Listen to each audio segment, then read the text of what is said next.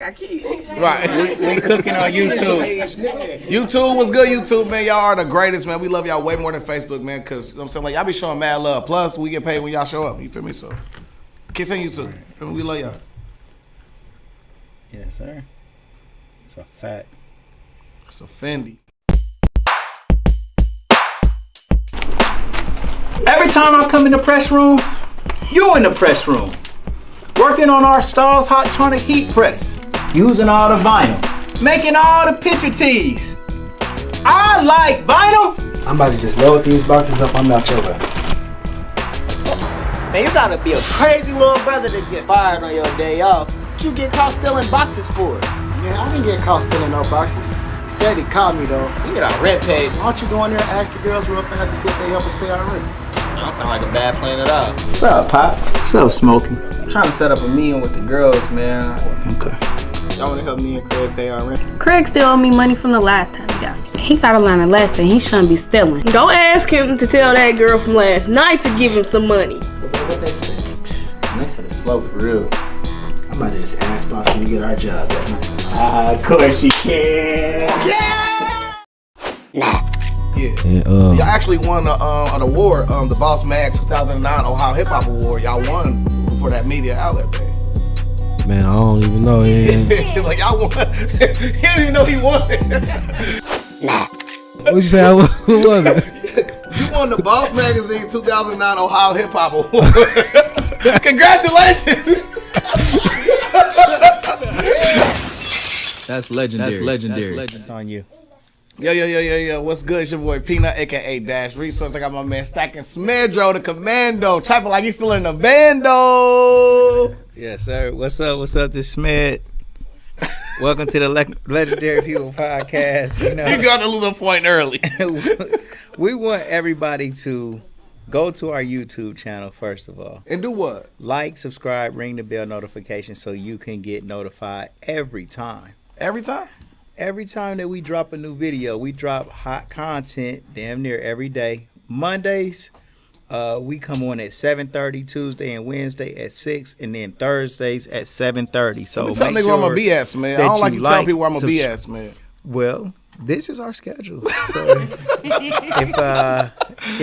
we got to live good lives so people can know where we at, and it's okay, We are living better lives, man. So actually, like, subscribe, ring the bell notification, man. You guys can actually find me daily at T-Shirt Kings, t-shirtkings247.com, and Gold for Your Mouth. Camera King Studios, we're located at 4301 North Main Street on the corner of Main and Nottingham. Right now we have a player pack, a starter pack. Ooh. For anybody who would like to start their own clothing line or represent their business at a high level. You can get 50 t-shirts for $250. $250 for 50. We got a young player in the background over here going crazy. We had this our first time we got a live studio audience, man. So, you know what I'm saying, man? The young player is in the back, you feel me? He talking his talk. He just want to get up here and host the show. You know I got 50. I got 50. He's practicing for what he'll do later on in life, and that'll be host his own show, you know? But our sponsors, we do want to acknowledge them.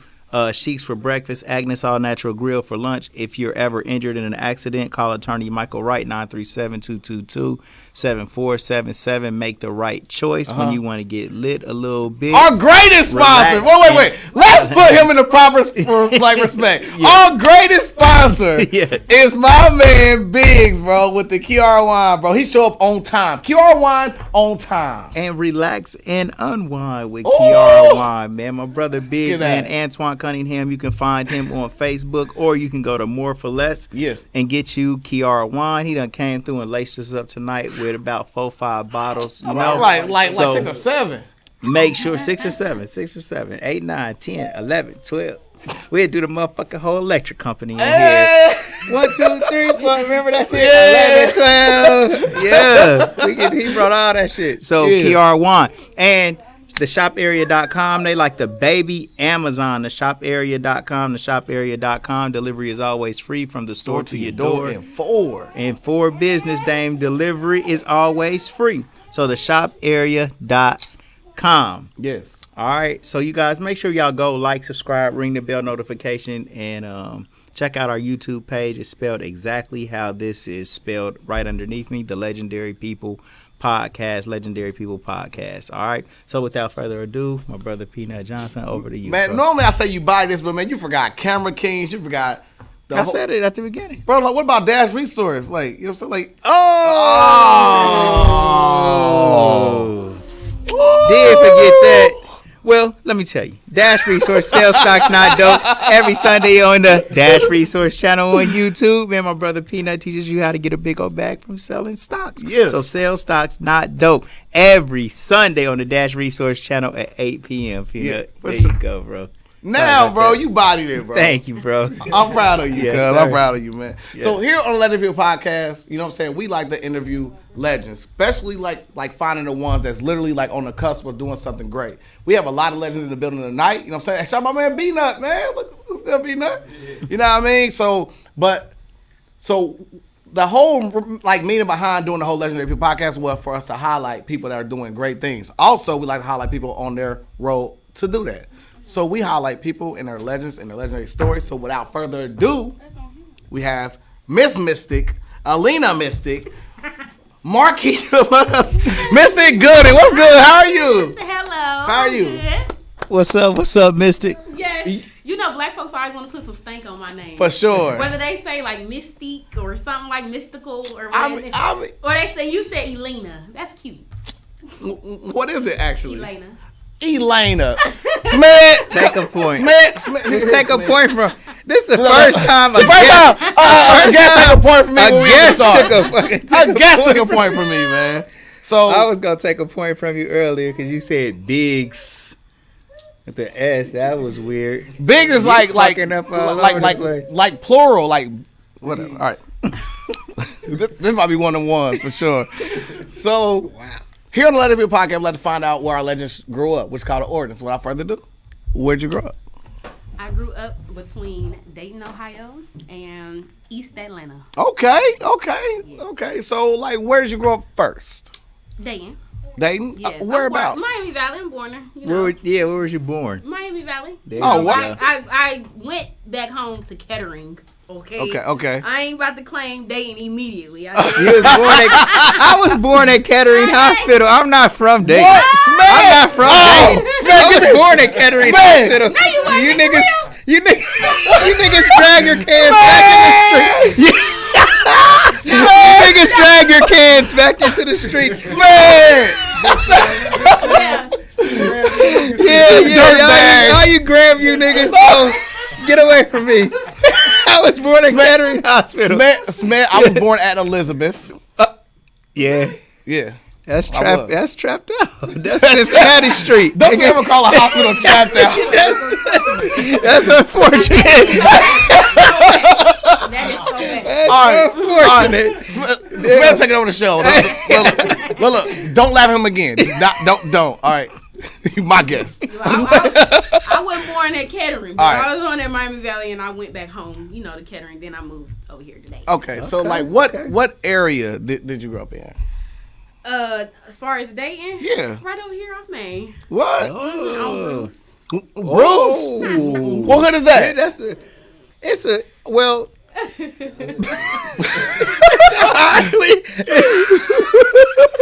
We're not gonna do that. Baby Oaks. Sex trafficking is rampant. Oh my God. I don't have time for him.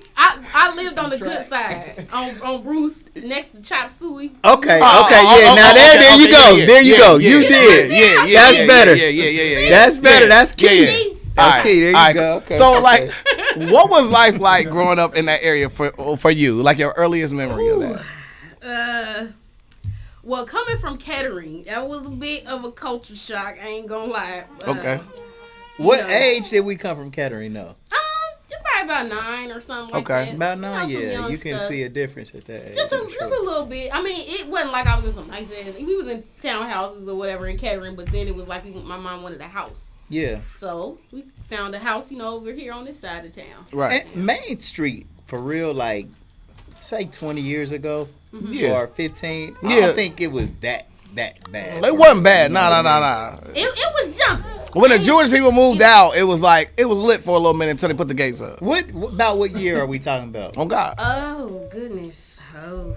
Like 04, 03. Oh, 03, 04? Like 2000s. Oh yeah. Yeah, It was doing this thing. Yeah. It seems like it's gotten a lot better now. Right. Yeah.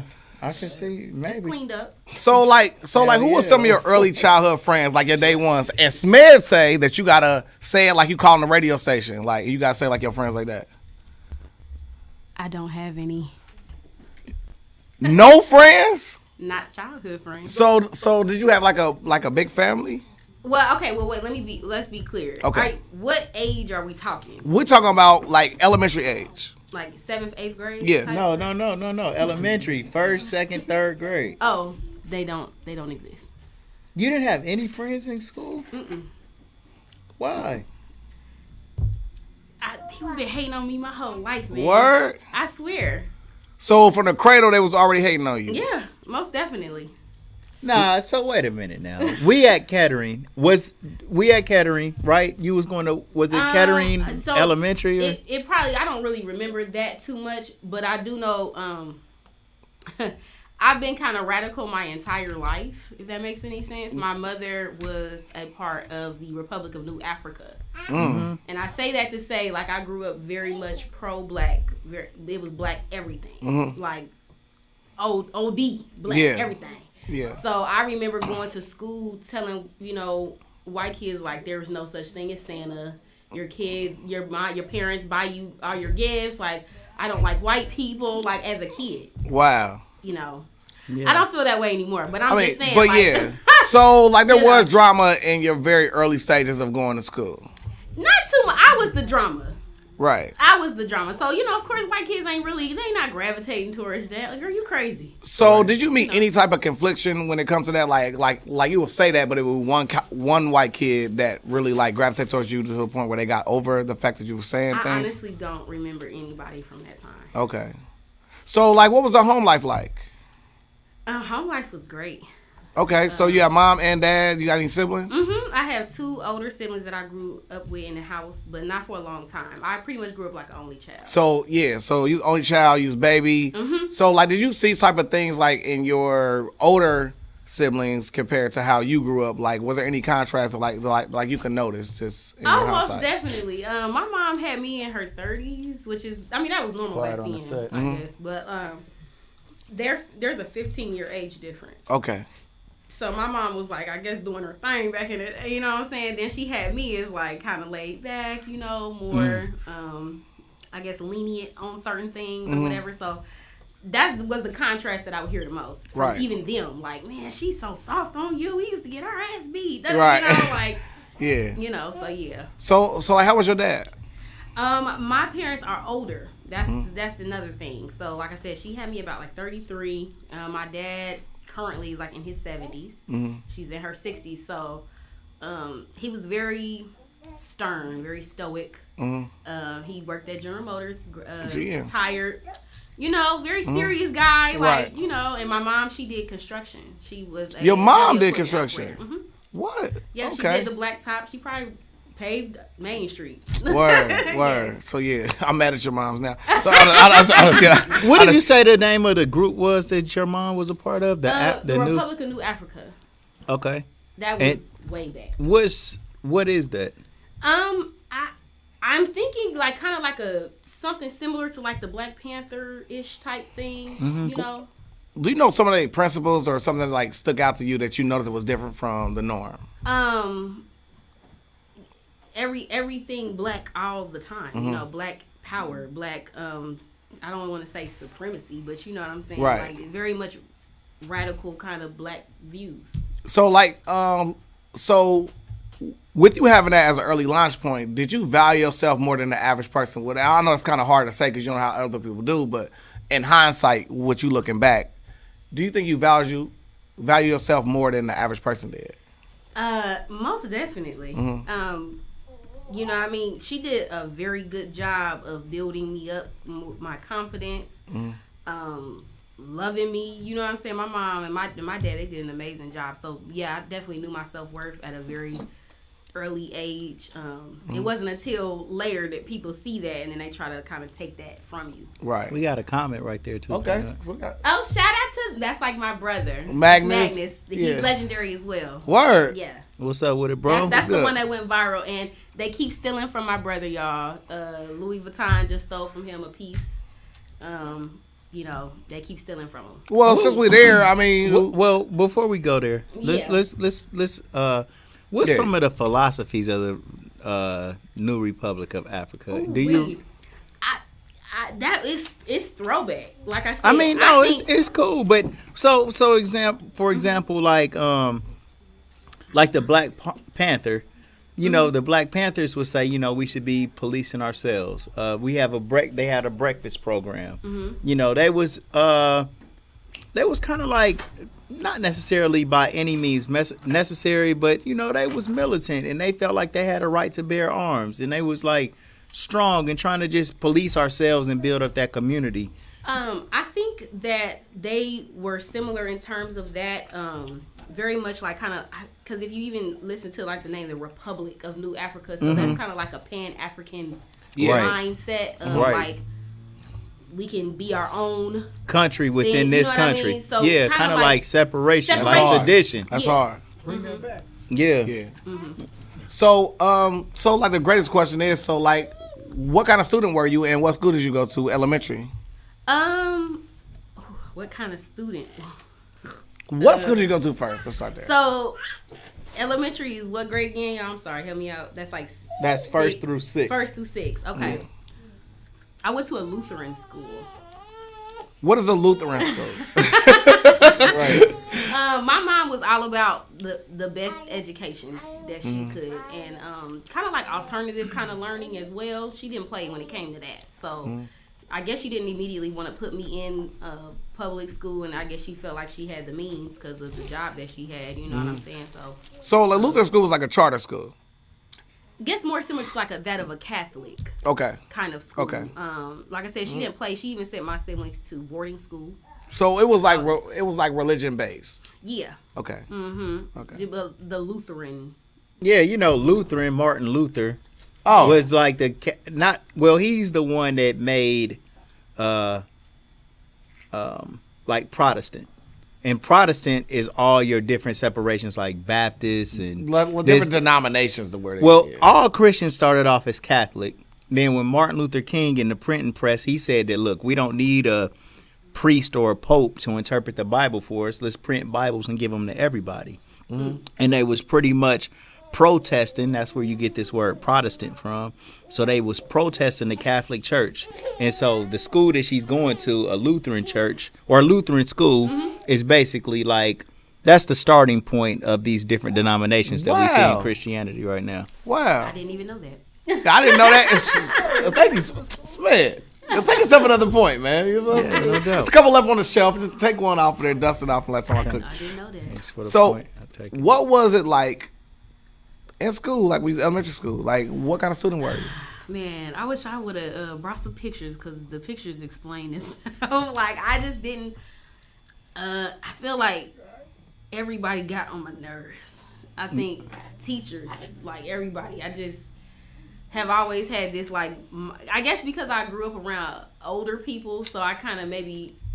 I hate to even say like I thought I was grown, but like very mature at a very young age. So people say like back then you had an old soul kind of thing. I guess you could say that, yeah. Like kids got on my nerves, teachers got on my nerves. Like I think I was a little bit like mischievous a little bit as well. I think I like lied to my teacher and told her that my mom was like pregnant like every month. What? Like I don't. Like, it was crazy. What would make you just make that up? I don't even know. I just felt like I just felt like fucking with her. You know what I'm saying? Yeah. She was always in my business. Like she's pregnant, and I just felt like fucking with her. I don't know. Right. Like. So like, what was one of your greatest memories from elementary school?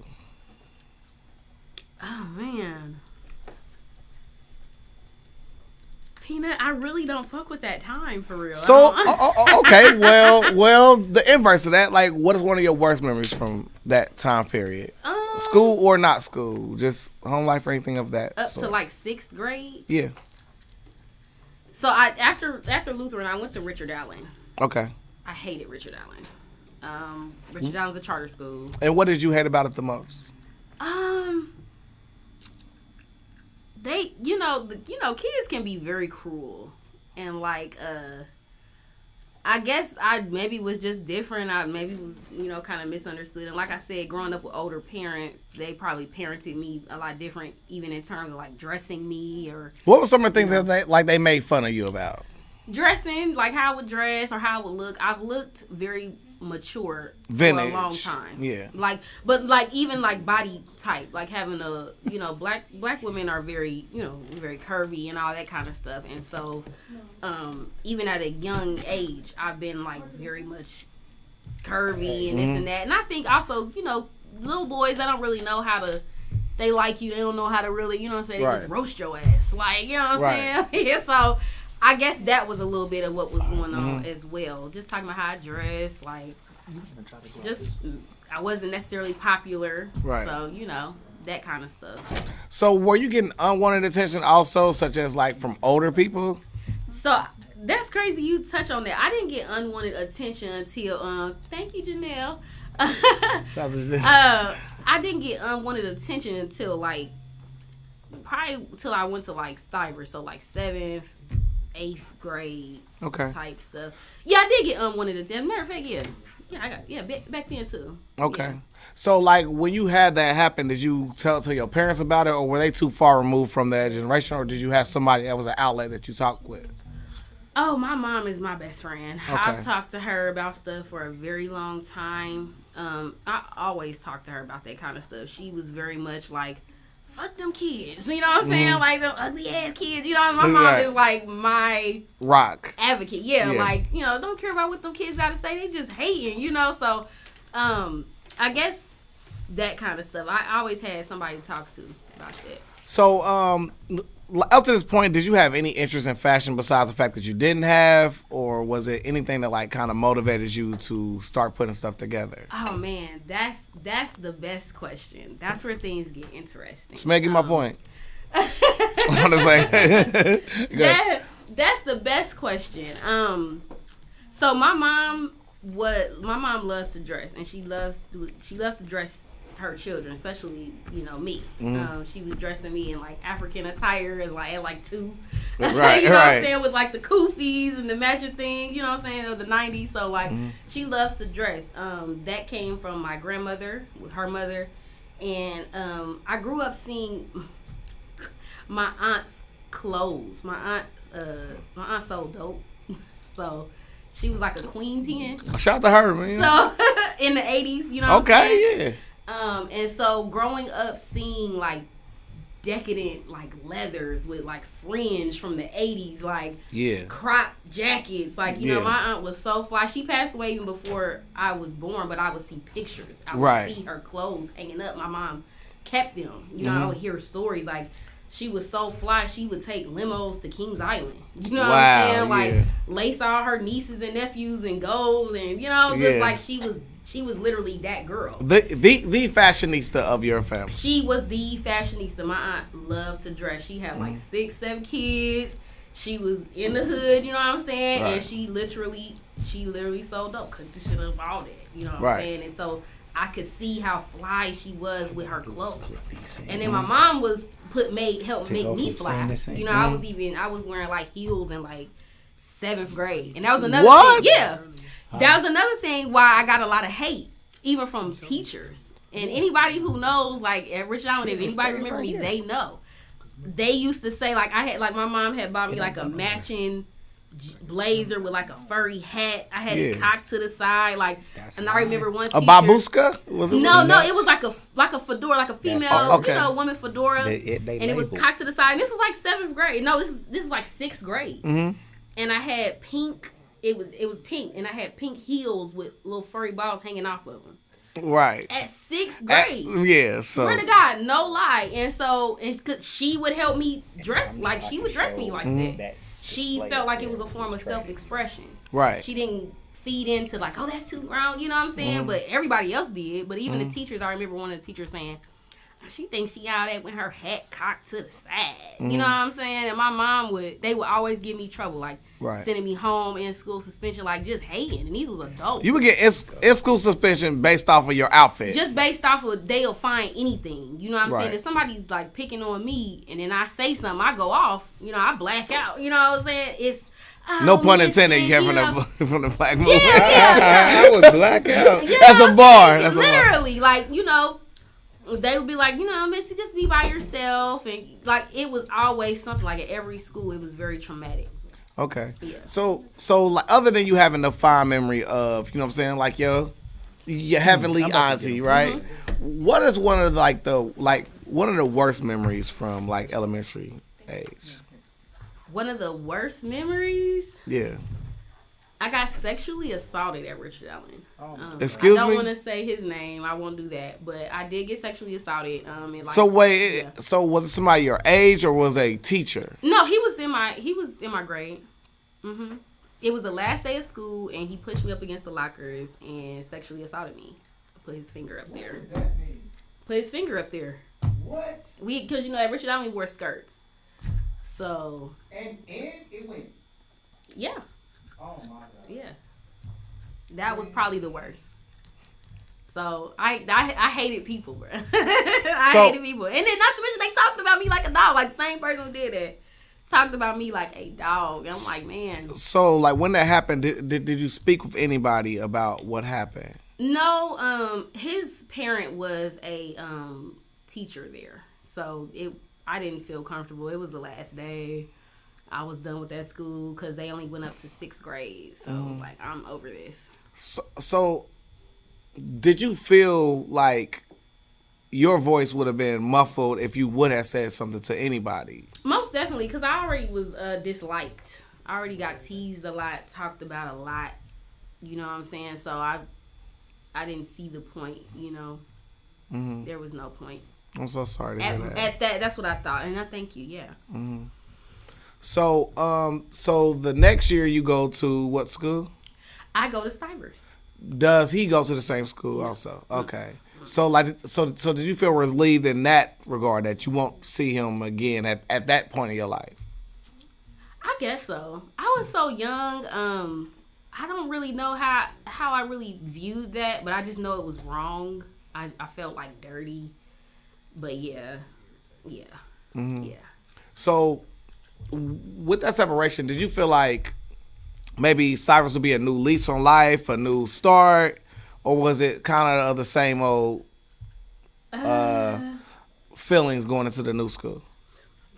I guess I thought it would be a new experience, a new lease on life. I mean, of course, I knew it was an art school. I went into Stivers in 2006, 2007. Mm-hmm. So, yeah, I was excited. What was your main focus point when you went there, like your major? Surprisingly enough, your girl is a little bit, got a few extra pounds, you know what I'm saying? But I was in dance. In dance? No. Nothing wrong with that. Yes, I was a curvy dancer, most definitely. Mm-hmm. So you had an audition. Mm-hmm. So when you told your parents about you wanted to go to school for Stivers, were they fully behind it? Most definitely. Okay. My mama, shout out to Ashlyn. She is. Shout out to Ashlyn, man. Mama Love. We love Mama Love on this podcast. She did that. Yeah. Yeah. She was very supportive of anything that I wanted to do. She did. Yeah. She was very supportive of anything I wanted to do. Even, so I want to go circle back to when you said what was a good memory. Yes. I love dance. I've been classically trained in ballet since like 96. Classically. So, like what, what regime did you come under? Ballet, modern jazz. And then they said the school. What did you say? Who was your instructor? Who was the person who taught you? Who your OG in the dance world? So I don't really remember. Let me find a cute word for that. I don't really remember their names like that. But there was this. I forgot her name, but she was dope. I don't know. Describe her. She was a dark skinned lady, and she had a bald head, and she was damn good at what she did. Okay. She showed me how to like point my feet the right way, and she was very patient with me and all of that. And it was a black dance company. It was DCDC. So like they say, like ballerina dancers have like messed up feet because they have to force them in them shoes and then walk in them. Is that a true statement? That is a true statement, especially if you start early on point shoes. Usually they don't start children on point because it's so hard on the feet. They started me on like the soft ballet type shoe, and then I dibbled and dabbled in point when I got to high school. Okay. So yeah, your feet do get really bad. Okay. I wasn't on it long enough for that to happen to me, thank God. Right. But yeah. So like walk us through when you auditioned for Stivers. It felt kind of like Fame. You know the movie Fame, like yeah. When you walk up and it's like 6 people, 4 people standing there with a clipboard. Yes. You gotta walk up and then like you have to dance. So like do they give you a routine to start? So back in the day, they did give you things that they wanted you to do, but if I remember correctly, and if whoever watches this, if you went to Stivers and you remember, I think they had us do like a small routine. But they gave us a rubric on what we would be trained on. You know what I'm saying? They gave us something to prepare. So I think we had to come up with like a small dance or something too. Okay. So was your mom there? Your dad there? No, they didn't. I don't think they allowed the parents to come into like that part of the audition part. I think they just either just dropped us out. I don't remember. It's been so long. Okay. Okay. Can you take a quick commercial break? Sure.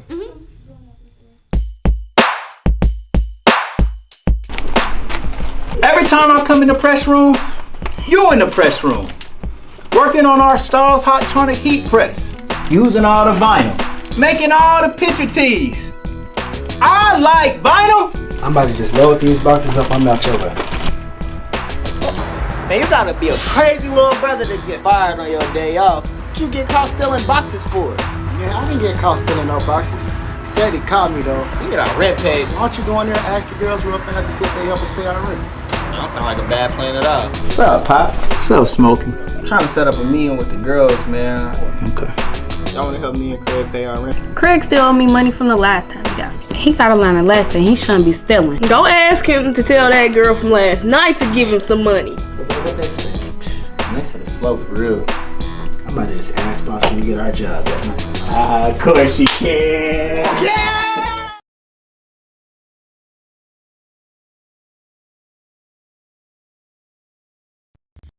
What's up? I wanted to announce today that we do have a brand new film studio and video studio inside T-Shirt Kings. Photography. So if you want to have a photo shoot or anything like that, we're having a special 30-minute shoot. As many pictures as you take, we just email them all to you. You don't have to worry about prints. You get your pictures back before you leave. And so everything that you've always imagined that a photo shoot or that video production should be, we're bringing it to you.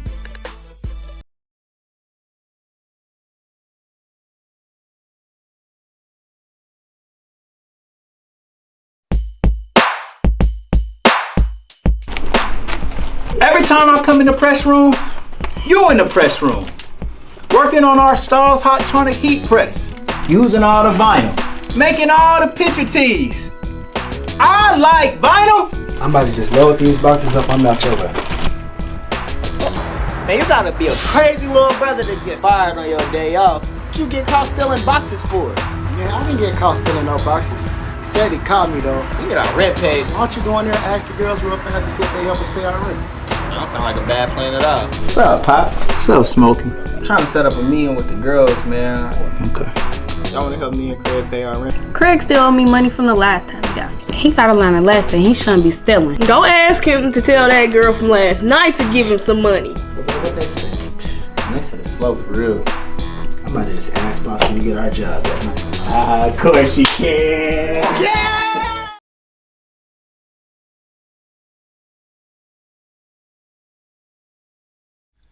There you go. Back. Yeah. So sorry about that, you guys. You know what I'm saying? Make sure you highlight our sponsors. You know what I'm saying? The main sponsor I need to highlight is the one that Smed didn't get a chance to fully tell you. The lighting. The fashion designer said, you know what? I need to be painted in a perfect light. Y'all get me together now. Get me together. Make sure you guys go to our YouTube channel. You guys subscribe to the Legendary People podcast. It's spelled with no ebonics, man. We spelled it exactly the way it is, man. If you need help with that, sound it out. If not, Holla at the fashionista. You know what I'm saying? You ain't gotta holla at us. You know what I'm saying? Like, they gonna inbox you if they can't spell it. You know what I mean? So, also head over to my Dash resource page where you can learn how to make some easy money in the stock game. So, we're in the middle of the story of you. Okay. So, you want to bring us to where we are? Okay. So, where was we at? Where did we leave off at, Peanut? I don't remember. We're after the part where you go to the new school. We're talking about you auditioning for stylist. Yeah, so the audition, it was good. I got it on the first try. Okay. First try. Yeah, cause like I said, I've been trained since like I was 2 or 3. So it was easy to get in. Okay. So like, what was that like for you and your family to be accepted into a prestigious school as stylists during that time? Correct. I think my parents, were very proud. They had very high hopes of the school career. Yeah, it was very good. Things took a weird turn, but as in what? I think that that was my first public school. So technically, Stuyvesant is a private school. Well, I guess it used to be. It's a public school, but there's that private school. You had an audition to be there. It's definitely a private school. But like, they're a part of Dayton Public. Okay, well, you know what? The guest is always right. Don't do us like that. There ain't no private school. All right. So there was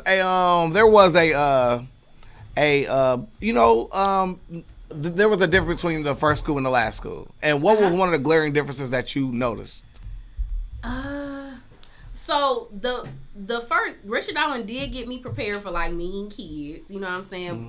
Black kids, we be roasting the hell out of each other. It'd be sad. You know what I'm saying? So it did kind of get me prepared for like that. You know what I mean?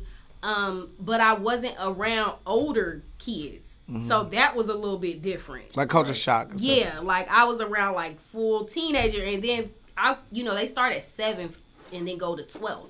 Right. So I was mingling with like 12th graders, 11th graders at like 7th grade. Because you had like a shape to yourself at a young age. Yeah, and then also we just like, we also just had like, and I said that earlier. Like I was very curvy, from my age or whatever. But yes, we all mingled. We all shared the hallways together. We did have different lockers on different floors. I remember that because it was on Homewood. And yeah. But I still like cafeteria, I'm walking past high schoolers and stuff, and I remember like the first or second day, I was like walking by, and maybe I was staring, I don't know, I was a kid, you know what I'm saying, but like I was looking at this girl, and because she was like going off, you know what I'm saying, and she was like, what the fuck you looking at, bitch? That's why I'm about to beat your ass. Da, da, da, da. And I was like, yeah. Oh yeah, okay, like hi. You know what I'm saying? And she was just like, yeah, bitch, like, and it like got out of hand. So like, what do you mean by out of hand? No, we didn't fight because like they were like, this is a 7th grader. What are you talking about? Like the girls in like 12th grade. Yeah. But it had got out of hand. She told somebody else like, yeah, she said, and I heard that you said that you'll whoop somebody ass. I guess maybe she had me confused, but also since I looked so much older. She was like, yeah, bitch, it's you. And then how'd you feel in that moment? I was absolutely shook. Like, it's like my first day. I'm like, oh my God. Like, this is crazy. You know what I'm saying? And I ain't gonna lie. Like, I wasn't no fighter, shit. Like, I had to become one later on. But, at that point, it was like, girl, what are you talking about? I remember just being like, I didn't say that. Like, I don't know who you are. Like, it was crazy. She was not trying to hear it. It wasn't until like a school person came and was like, girl, go sit your ass down. Right. Like, go sit your ass down. So, yeah. Right. So, but, so there was some unwanted attention from the older kids, or would you kind of like the fact that they were giving you some type of attention? I want to say, it was like, I don't want to say it was like the best attention. I don't think I necessarily liked it. I do, of course I was interested in guys. And so the guys my age weren't interested in me. I don't know if it was intimidating, kind of not really, just probably entering puberty. And here I am, bodacious as fuck. And like, you know what I'm saying? Like I'm whole ass like, like, you know what I'm saying, like probably double digits in pants as a kid. So like, I don't think they necessarily knew what the really same issue with Richard Allen. You know what I'm saying? So, the older guys did give me attention. Right. And so I did kind of like, okay, well, y'all showing me love, like, shoot, okay, you know. And that kind of garnered like a bad reputation. Okay. You know what I'm saying? Because, you know, people are very hard on black girls. Right. So, you know, if you look at... I want to speak to that a little bit more. Like, yeah. So, what do you feel is really the negative connotation that people place on younger black girls compared to their white or Latina counterparts? I feel like we're not really allowed to be girls. I feel like they really look at us and think like almost like villainize us in a way. Like, oh, you're fast. Even within our own community. You know, a lot of the elders in our community, even women, you know, oh, yeah, sure, she go being fast. You know, like I say, even at Richard Allen, you know, I've heard that for so long. Like, I'm wearing a little heel. It's like, it's too grown, you know. And so then we get that from the women in our community. What does the word fast mean? I guess going too fast, like you growing up too fast. Just or you like sex fast. You'll have sex fast. All of that wrapped up into one. But they can't be saying that about no little kid. They most definitely do. Well, I want to say they do though. Yeah. They do. Yeah. The word fast is around. It's old. Which is weird to me because, like, for instance, so like in like Spanish communities, right? They literally teach the women to be wives, right? So like no, seriously, like so like in the Spanish community, they'll have it to where like the women, even the children, will make sure all the boys in the house eat first. Yeah. And like the children will be bringing plates to the sons and the cousins and the African communities too. Yeah. So the little girls do that? Yeah, So here it's kind of different. It's like most households, it's like the daddy eat first and then everybody else afterwards. But there is like all the men eat first, and the children, which are females, would serve all of the men first. So I don't see why it's always backwards to the point where they're calling black women fast when really.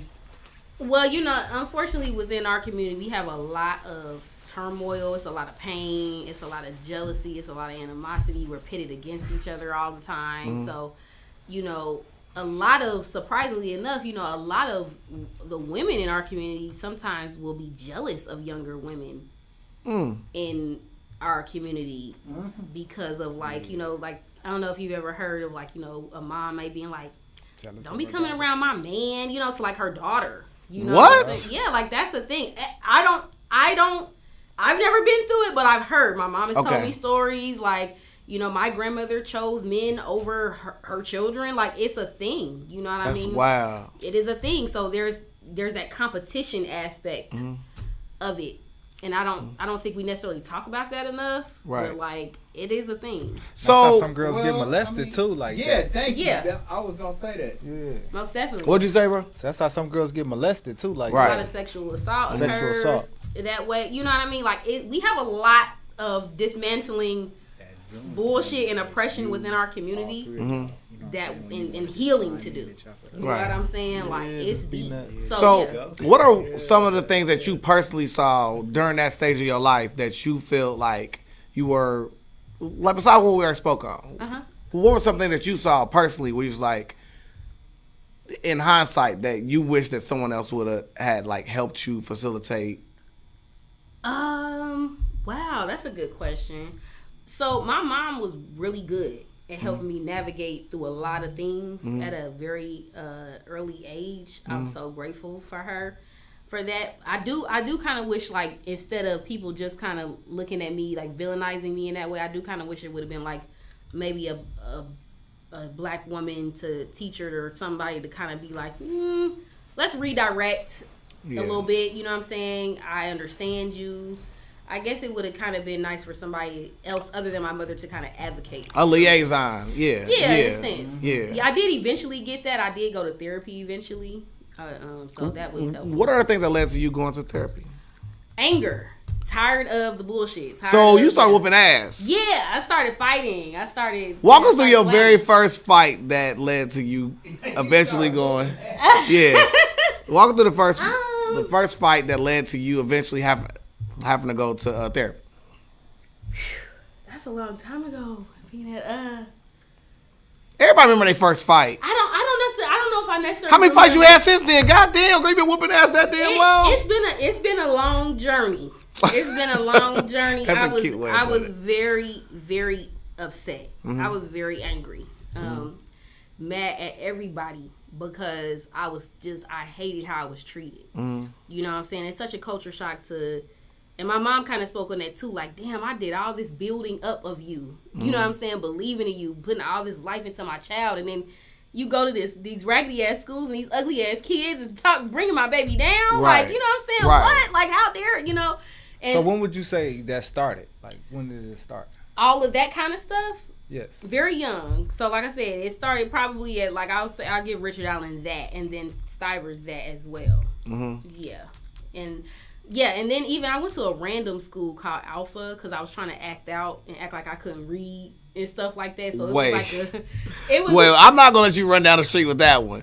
So you was already at Stivers. No. This was I forgot about Alpha. This was before Richard Allen. Okay. Yeah, this was like in between Lutheran and Richard Allen. Okay. It was like a random school. I was trying to act out because I was on a learning level of like I was always ahead. Mm-hmm. But then I started to trying to act like I couldn't read. I guess like a form of acting out because I hated school. Right. And stuff. So I guess I tried to, I was not testing, well and all that. So then my mom was like, girl, I'm going to send you to a damn alternative school. And it was like a behavioral problem school. And they had the nerve to call it Alphas. Yeah, it was called Alpha. Yeah, it was in Vandalia. It was so random. It was so random. But them kids had behavioral issues. Yeah. And like, sometimes they had learning stuff too, but like they had behavioral issues. I guess she was like, girl, you better get your shit together. You can get up out of there. And I did eventually, but like. So wait. So you gave fast forward back. So what was one time you was in class, you was like, nah, y'all too slow for me? Oh man, it was this girl. Okay, here we go. Because it was crazy because I guess it was kind of like a Montessori kind of learning area. A Montessori. Yeah, because like we were different ages, kind of like in the classroom. It was weird. It was like a private school. Like I said, my mom was very much serious about learning. So she like, you want to play with me? I'm gonna send your ass, So this girl did the grossest shit. Like she would keep like getting a corner of her lips, like the I hate that. And like try to like, she was a bully too. She was a big old white girl. She'd be like, yeah, I'm about to touch you, and like chasing me around and like with the spittle from her mouth. Yeah, it was crazy. Like the build up and stuff. I was like, man, I gotta get the fuck ASAP. Like out of here. Oh my god. Yeah, it was crazy. So yeah, thank God you survived without a bump, right? Like man. And then I had a really racist white teacher from Greenville. How did you know that the teacher was racist? She would always single out black children. That's why I'm an advocate for if you have, especially black boys, try not to let white women teach your black boys. They don't know how to deal with them. And say that again.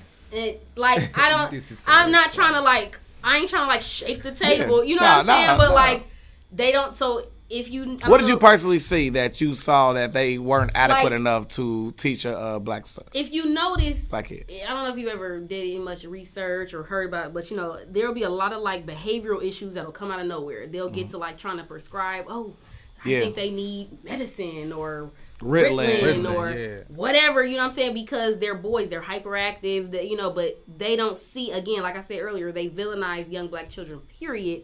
But the boys go through something a little different. It's criminalizing young black boys at a very early age and setting them on a path to incarceration, hospitalization, craziness, all this other stuff. Right.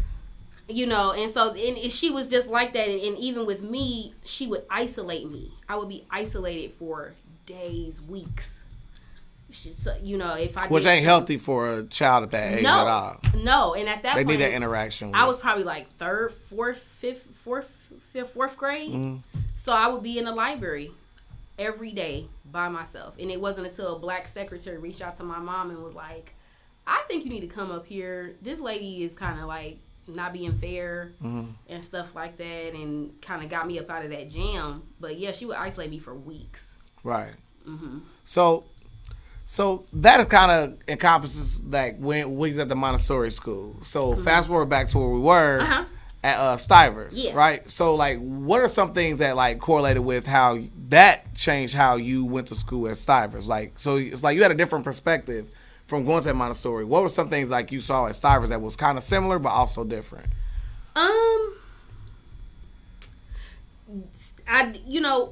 And I hate to even keep talking about this, like the color and race and all that, but like it's a part of your story. It is, and it's a part of so many of Black people's story. You know what I'm saying? Like I don't think we realize how much trauma can come from like having teachers that necessarily don't have your back. They don't have your best interest at heart. You know, and that are just racist. You know what I'm saying? We don't live in the most whatever state, you know what I'm saying? Yeah, Ohio like socially issues, conducive. You know what I'm saying? Like, so I had to deal with a lot of that, like really villainizing or criminalizing me at a young age because I was a young Black girl that was loud.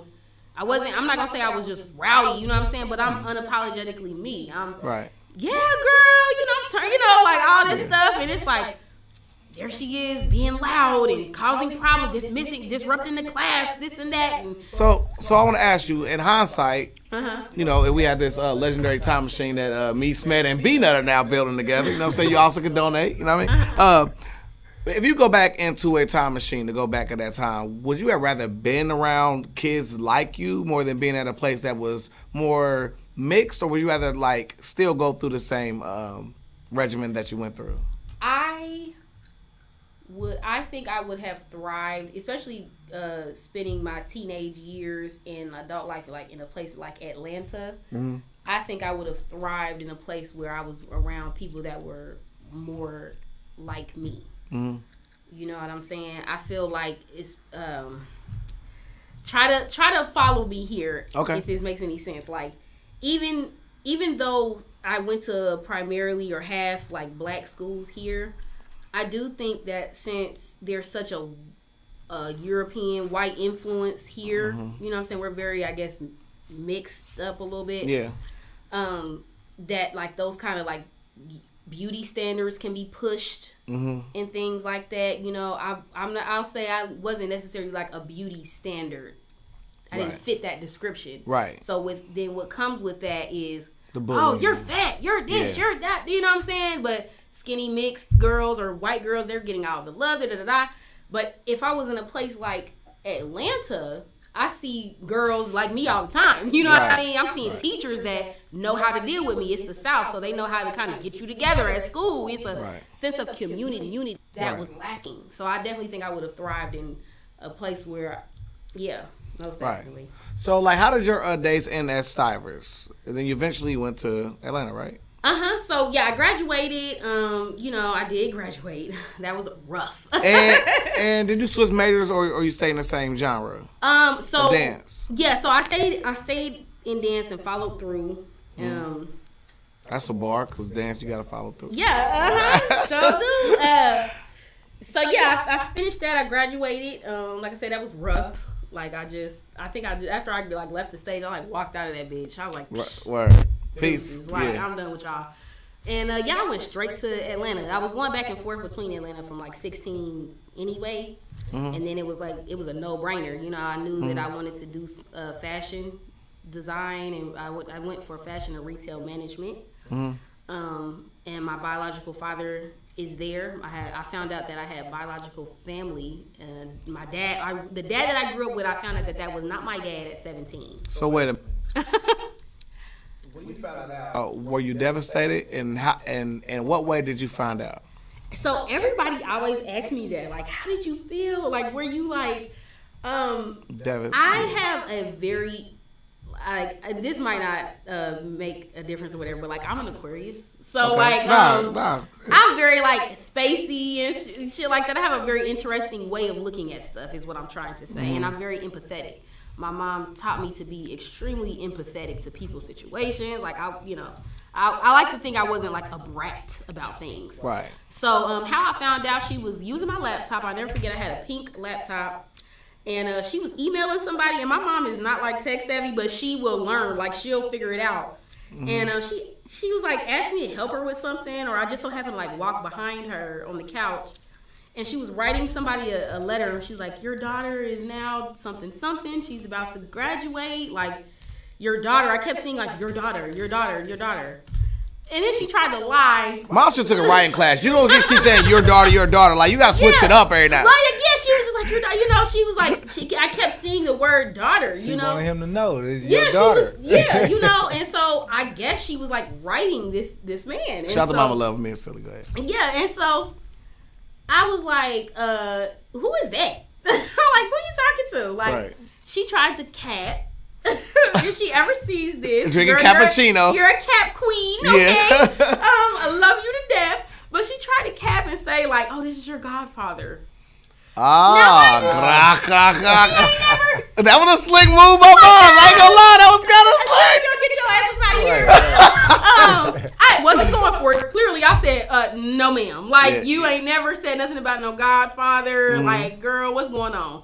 And so, she's a bad liar. So, like, I could just see her being like, she's like, nah, like Santa Claus is real. Yeah, like, right?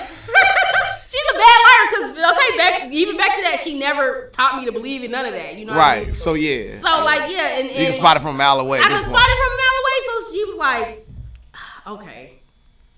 I got something to tell you. Girl, what you got to tell me? If we learn anything, lie to your kids early so they don't know when you lie. Okay. That's the thing. She kept it too real. My mom kept it too real with me. Okay. So, when you confronted her with it, what was her reaction? She was shook. She really didn't know what to say. And so all she did was go and get photos of these people. She had photos of your family, your biological family? She had a photo of this very, very, very light complected lady. She looked almost like white or mixed or something, holding me in this random house I had never seen. You know what I'm saying? Another guy sitting there. Then it was like a guy who was like a truck driver. He's holding me in this picture. These like pictures. You know what I'm saying? There are all these red, light-skinned, complected people. I'm like, who is these people? And immediately I noticed their phenotype was similar to mine. Immediately. I was like, because I grew up wanting to really belong. Like, I wish I had siblings. I wish I looked like somebody. I don't necessarily look like my mama. I might have some things, but I found I look like my father's side. So like your mom and dad, not the ones like your biological father. Your mom and dad were together, no breaks, right? So like, was it like, did the dad that you believe was your father, did he know already before you know? Most definitely. My mom kept it really real. Shout out to Mom dudes. Yeah, like, so, you know, I was born early mid-90s, so like we're coming out of like, you know, the 80s, so crack, you know what I'm saying, drugs and all that stuff. So my stepfather, and I hate, it's weird even calling him that. That's my dad. You know what I mean? Yeah. My dad, Pop's love is respected on this podcast as well. Papa love. And my family was very impacted by drug abuse or drug trafficking. And drug abuse. Okay, so like my father, he did suffer from drug abuse. Okay. You know, and so my mom got fed the fuck up. She was like, nigga, you better get your shit together. I'm leaving your ass. You know what I'm saying? So I think she took a little break. Like I said, she also has her CDL. She knew how to drive trucks. Okay. And so she went to Indiana. I think that's where she met my biological father, because he was like the instructor. Wow. He was a bad dude when it came to driving trucks. Take a parallel park bump. Yeah, he sure can. Yeah, okay. He knew how to back it up all right. Okay. And, You're amazing. He was a very loud Southern nigga. I'm not even gonna say a gentleman. That nigga was a nigga. He was Southern country ass Atlanta, East Atlanta nigga. And he was radical too. Okay. So he was up in that place calling white folks crackers. You crackers don't know how to drive. Y'all know how to drive better than all you motherfuckers. Like all that. And so my mom was like, yeah, that's him.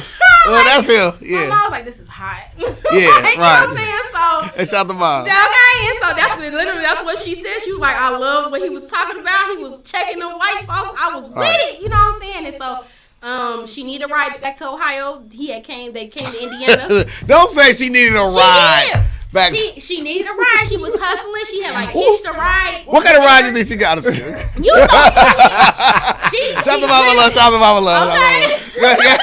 Hopefully, if she ever sees this, hope you don't get mad. Girl. No. It's also your story to tell us. Yeah, right. Yeah. You feel me? It was so weird. So they came back to Ohio. He had a Mustang. What?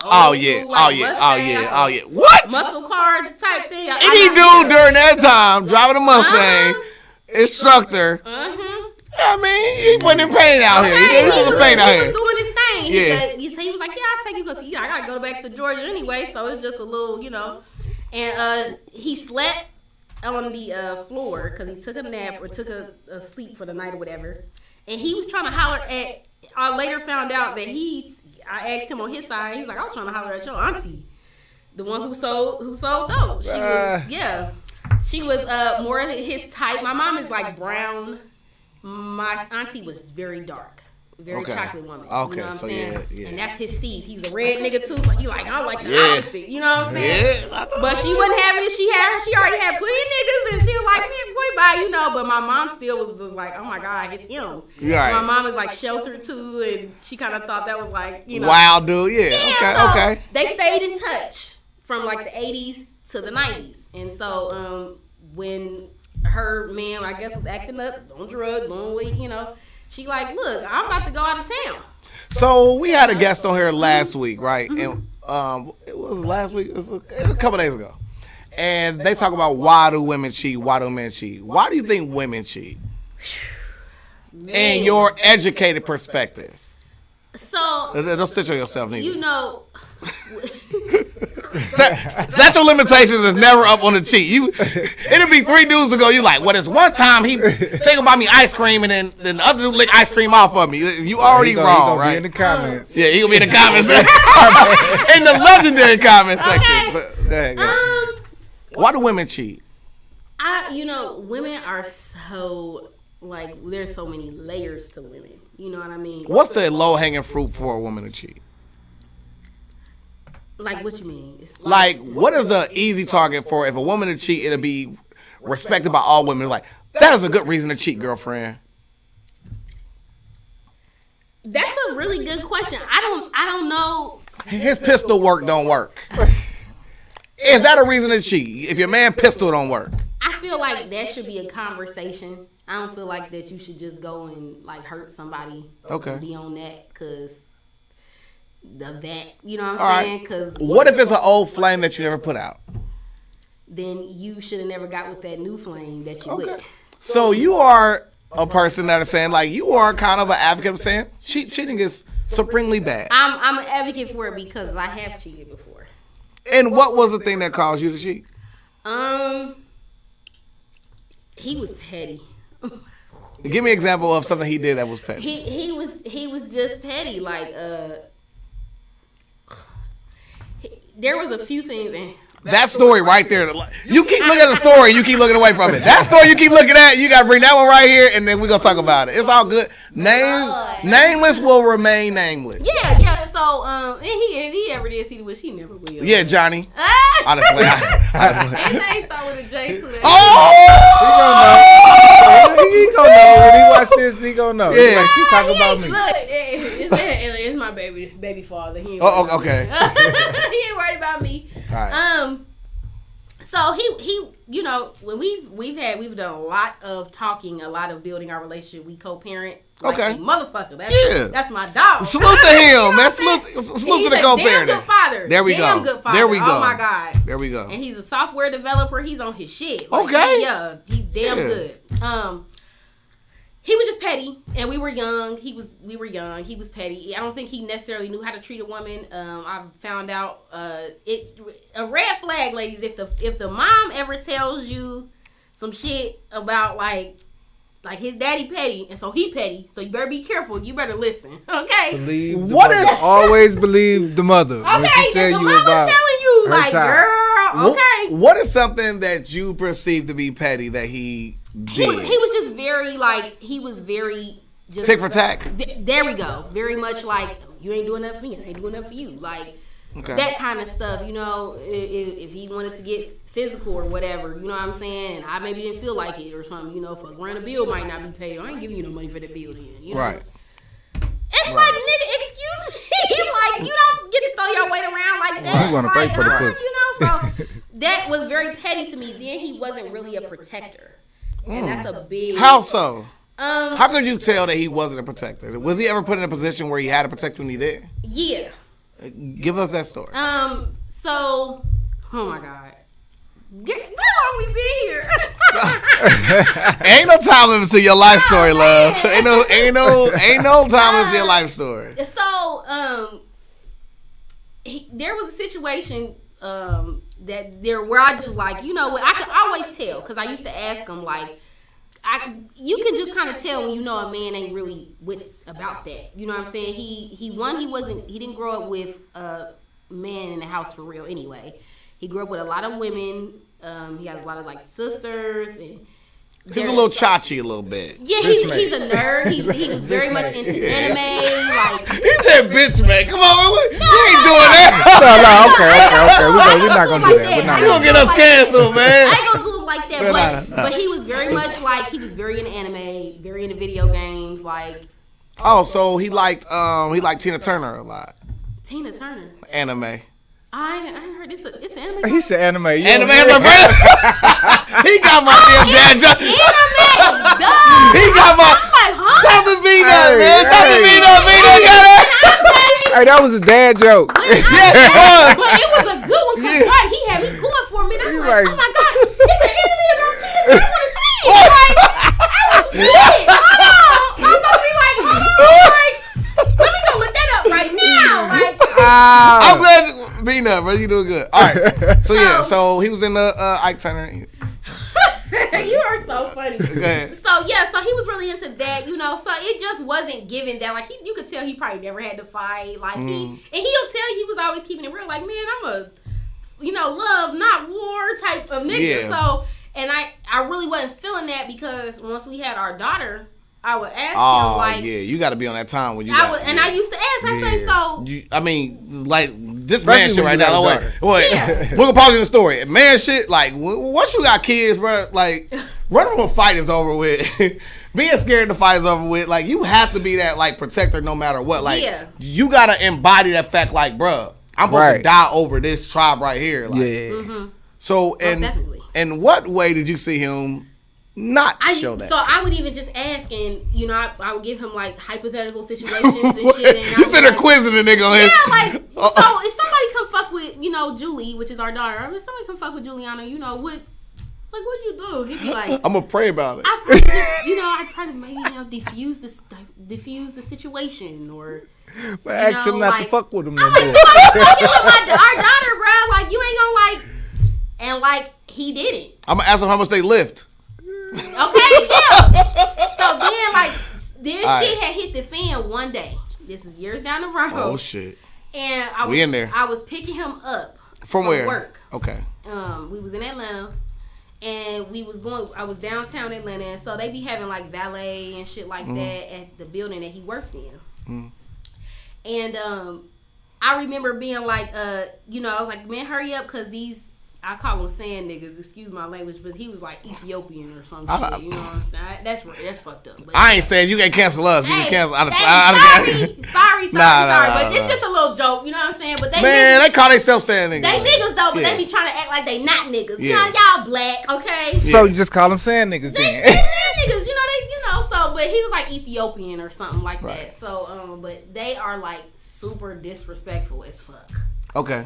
Disrespectful as fuck. Like he on this occasion, what did they say that was disrespectful? They'll try to hurry up and get your ass up out of the way because he want to get them cars so he can get them tips so he can park them cars. You know what I'm saying? Like that's what they trying to do. So they feel like if you park right there, you in the way. It's like a roundabout. Okay. But and you there trying to pick up? Yeah, I'm like, bro, I'm trying to pick somebody up because you just give me a second. You know what I'm saying? And he like, no, move, get out the way. So I'm like, okay, dude, this is not my first time dealing with him. He done did me like this before. Now he getting nasty with me. You know what I'm saying? Wait, I want to pause on the story. So there's been other interactions with this guy. And did you voice this with your dude at this point in time? Yeah. And what was his reaction when you said it to him? He's very nonchalant. I'm telling you, he's just not that guy. So like he just not that guy. What would he say when you was like, yo, like he was hollering at me like last time I kind of pick you up? So he just would be like, okay, like I'll say something because I told him like, man, you need to tell the manager on that nigga or something. Like what's going on? Yeah. You know. And he was just like, oh, I'll say something, you know, whatever. And okay. Like, he never did. Okay, so you've already said it to him. Uh-huh. Now this occasion, you pull up to pick him up again. Mm-hmm. Again. Now she has hit the fan. So at this point, I got his nieces, or I'll call them our nieces. It's his niece, but you know. And my niece is in the car. I think my daughter was in the car at the time. I'm not sure. I think she was. But kids is in the car. Okay. And this nigga is cutting the fuck up. Move! Get the fuck out the way! Knocking on the car. Yeah, on my window.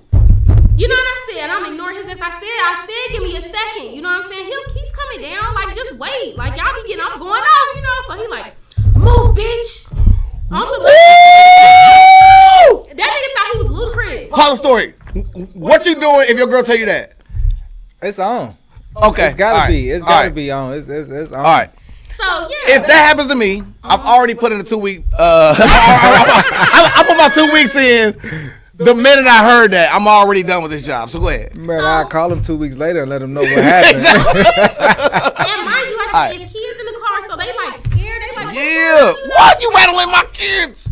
You know, so like he like move, yeah, bitch, move, like you know, like they're very disrespectful. I don't know if that's how they talk to their women in their, you know what I'm saying? Yeah, like they don't even walk around without they. Yeah, they're gonna walk around like that. It's a culture difference, so you know, it's like she said it on me with it. He like, bitch, get out the way, you know what I'm saying? And so I'm like, man, no, you ain't just call me no damn bitch, you know what I'm saying? So then he tries to open the door. I shit y'all not. I am telling you. What, are you gonna snatch you out the car or something? Huh? What, are you trying to snatch you out the car or something? Yeah, I guess. I don't know what was going on, but he tried to open the door. Oh my God, what happens next? Thank God the damn door was locked or whatever, you know what I'm saying? And then I'm up here calling Joe. I'm like, nigga, bring your ass down here. Like, I ain't about to be going through this. Yeah. You know? He probably looking from the window like, man, I told her not to go. I told her not to park over there, man. Why she just won't move? I ain't about to go down there yet. All right. Listen. And so, Day come down there. Yeah. His new nickname Day, so. Okay. All right. Day come on down or whatever, you know what I'm saying? So he get on the passenger side. By this time, the nigga done walked away or whatever. Yeah. And I'm telling him, I'm like, man, this nigga he tried to open my door. Like, he called me a bitch. Da-da-da. I'm like, man, you know. But like I said, I'm very empathetic. And I have a very interesting way of looking at stuff. So I know that he's not about that life. So I'm not going to be like, go beat that nigga ass. You know what I'm saying? I say. But in your heart, though, like, you in got my heart, I wish. But I know he's not.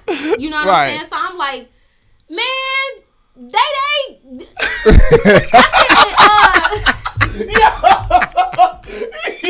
Y'all know how bad I want to say the name. Hey, you almost said his name, though. I did.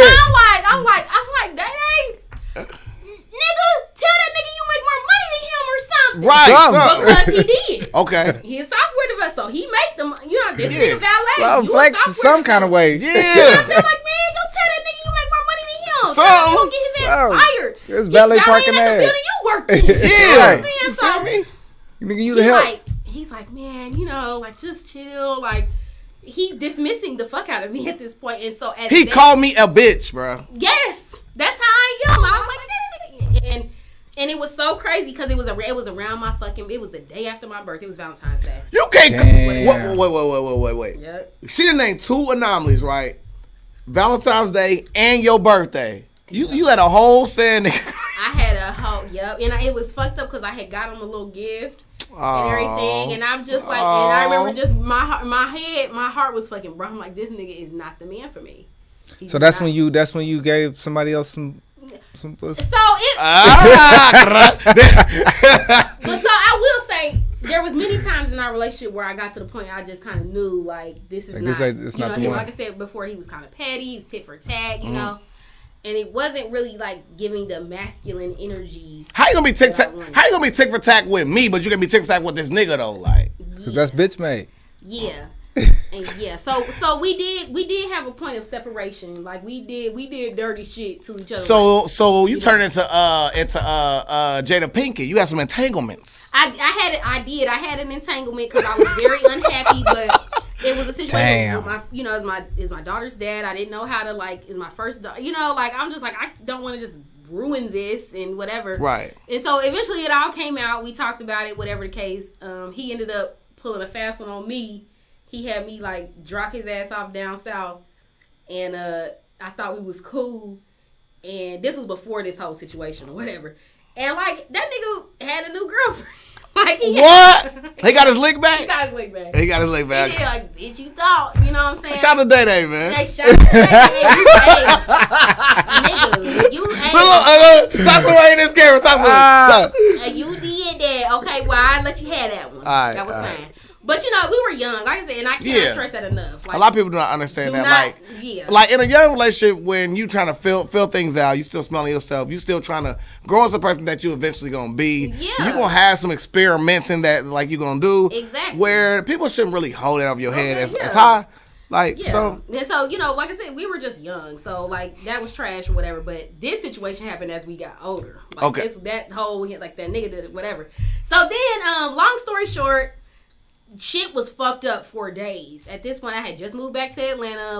We were trying to work through our stuff and everything. I'm living with his sister. Right. We're living with his sister on her couch. It's some hood ass shit. Y'all thugging it. We thugging it. We off Cleveland Avenue. I don't know if anybody know where that's at. I know where that's at. Cleveland Avenue, nigga. That's where the prostitutes be at. That's actually Slime City. That's Young Thug's. Yeah, my daughter went to school with Young Thug's daughter. It was like that. You know what I'm saying? So I'm like, everything is fucking ghetto. I hate all this shit. Right. And now here your ass is not even standing up for me. Ain't even trying to figure out no house for us or nothing. I want to get out of this shit. I hate being over here. Right. So all of this shit was just going through my head, and that was the shit that had hit the fan. That was it for me. And I kept telling him, I'm like, I keep about to say his name. I'm like, Day. Go back the next day and tell that nigga, and you go get his ass fucking fired, nigga. Right. Go get his ass fired. You know what I'm saying? Because I'm like, I can't say go beat his ass, because I know he ain't, but I'm like, get that nigga fired. So wait. Wrong. Okay? This is the first time in Legendary People podcast history I'm going to ask this question. Do you feel like that was his legendary mistake? Yeah. Honestly. Yeah, because you literally let your woman know you could not protect her or the kids in the car. You're not willing. Yeah, so what if he would have fought the dude, but he got his ass whooped in your honor? I would have at least respected that because at least he tried. Okay. I mean, what if he would have fought the dude, got his ass whooped, and lost his job? I had enough faith in that nigga smart as hell. He would Word. He's smart as hell. He would have got another one. He probably would have got Google or something. Right. You know? Right. Would have making more money. That ass would have pushed him in the right direction. Okay. Right. Every ass what my mama gave me put me in the right direction. I would be sitting there see one for every ass what my mama gave me. Shout out to Mama Bridget. I'm like, the money was alright, but it could have been better, nigga. You know what I'm saying? Fuck that job, you know? So at least that nigga fucked up. Okay. So shit went crazy. The next day he didn't do it. He did not fucking do it. How you know? Because dude wasn't fired. Yeah, the dude was still there. Wait. So the dude was. It was it was not the next day. It was probably because he probably had the next day off, and then he had to come in that Monday, and it was one of them weird ones. It was Friday. He was wilding like that. Yeah, and so the next business day, that nigga was still there, and he was still. You want that nigga ass whooping his next business day? Hey, he was still there. He was still cutting up. And I'm up here because he did it again. He came up to my car and shit again, talking crazy. Same shit. And this time, now I stand 5 foot fucking tall, y'all. I swear to God. But I stood next to her. She's legit 5 foot. Okay, I fears nobody, and that's sad. That's scary because you suppose fear will get you out of trouble. You know what I'm saying? I don't fear nobody. I seriously don't. Right. You know what I'm saying? And I say that because I mean it. Nobody scares me. Right. So here I am, 5 foot tall, and I'm knowing that my baby daddy ain't gonna protect me or he ain't gonna stand up. So, bitch, what's up? You feel me? You niggas gotta go for what you know. You hop out on it. I hop out in the car. It gets real fucking crazy, real fucking quick because he's being very disrespectful. And I will black the fuck out. Again, I've been through a lot of trauma. Yeah. People trying me. So here you are trying me and shit, you know what I'm saying? And I stand up on my little, like, you know, on the lip of the car to get myself a little bit more height. Yeah. And I start stealing on this nigga, like, nigga, you like, because he tried to, like, really open the door again. He tried to do all that shit again. So you step on like the, like we open the door, it's like that little, yeah. So you step there and then you put the wop bop doo bop bamboos on. Because I was going off. I really stood up to get to his height. To talk that So crazy. talk to him face to face. You ain't about to be you disrespectful ass motherfucker. And they hit you with one of them. He got in my bees. fucking face. He got in my face. Yeah. And shit like that. And so once he got in my face, it was, nigga, it's on. Let's go. You know what I'm saying? Mm-hmm. So then it was, I'm trying to fight, and I didn't like, pop, pop, like, hit this nigga, like, I'm in his damn face. And, like, it was just crazy. So then Day come out the damn building, and he just, like, mouth dropped. And so then he does come out, and he tried to do something. What? Like, he tries to do something. What did he attempt? I think he didn't try to fight, but like he pushed him. I think it was like that. It was like something like a man.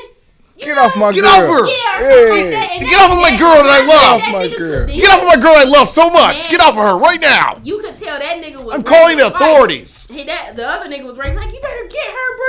Get your girl, man, and all this and that, and like. They turned into friends after he was was trying to push him. Yeah, it was some weak shit going on, right. And so the guy was gonna press charges. Like, it was a lot. It was a lot. So let me ask you this: is that the dude you cheated with? Who? Oh my god! No. After that. Macho man. I gotta be.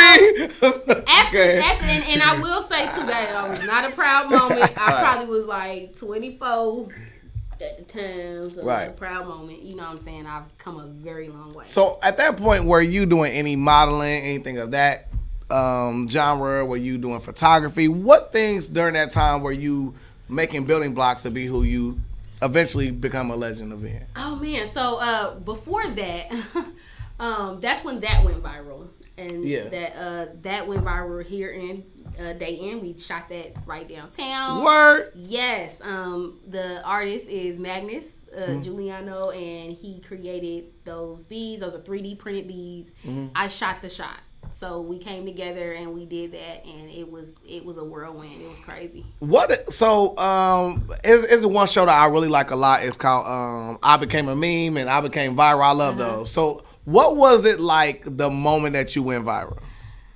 Man, that was crazy. It was like I kind of knew that I had, like, I guess in a sense, like, made it. But not really. Of course, I ain't had no money for real. Right, like, yeah. I knew, like, shit was getting around. One, when, like, different publications in, like, you know, like, what was the first initial thing? Like, what was the first initial thing? Like, I think them publications in different languages and shit that I couldn't understand. Like, it was, like, magazines and stuff that had picked it up. And they were, like, all I could see was, like, understand was my name, his name, you know what I'm saying? And they were talking about it. I think the second thing was when I started getting a shit ton of followers. Like, they kind of left. You know, Instagram is not solid. Right. Yo, like, yeah. if you're not active on there, they believe you. Oh, yeah. But, like, I started getting, like, a shit ton of followers and all that. Like, little white girls in, like, Idaho, like, following me that are, like, fashion girls or whatever. I was like, what the fuck? Like, then I also knew, too, models started asking me to come to Fashion Week. Okay. Fashion Week, legendary Fashion in New Week. York, and they were like, you should definitely come and, like, hang out with us. Like, yeah, like, bring How your did camera. that feel? Like, How did that feel for you? Yeah, like, that's the same way they say to, like, yeah, definitely. Like, bring your camera. Opportunists. Like, it was. I'm sorry. What was you asking? So, like, what was the very first, like, initial feelings of you feeling like, you know, like you went viral, and then, like, you spoke about, you know, the followers jumping, and then you're saying the models are reaching out. What was that like, and then what was the first thing you did after that? So, by that point, the pressure really felt on. I kind of felt like a very, like, uncomfortable pressure to, like, oh my God, what am I going to do next? Like, what's going to be the next thing? Like, it has to be something fire. Like, it can't be no lame shit. Like, everybody's watching me. Like, I felt like the entire city was looking at me. Yeah. Like, he's from Columbus, so like Columbus was looking at him. Ohio, we was like, damn, we got Ohio on our back. Like, we gotta like. And so the next thing I did, then I moved to Atlanta.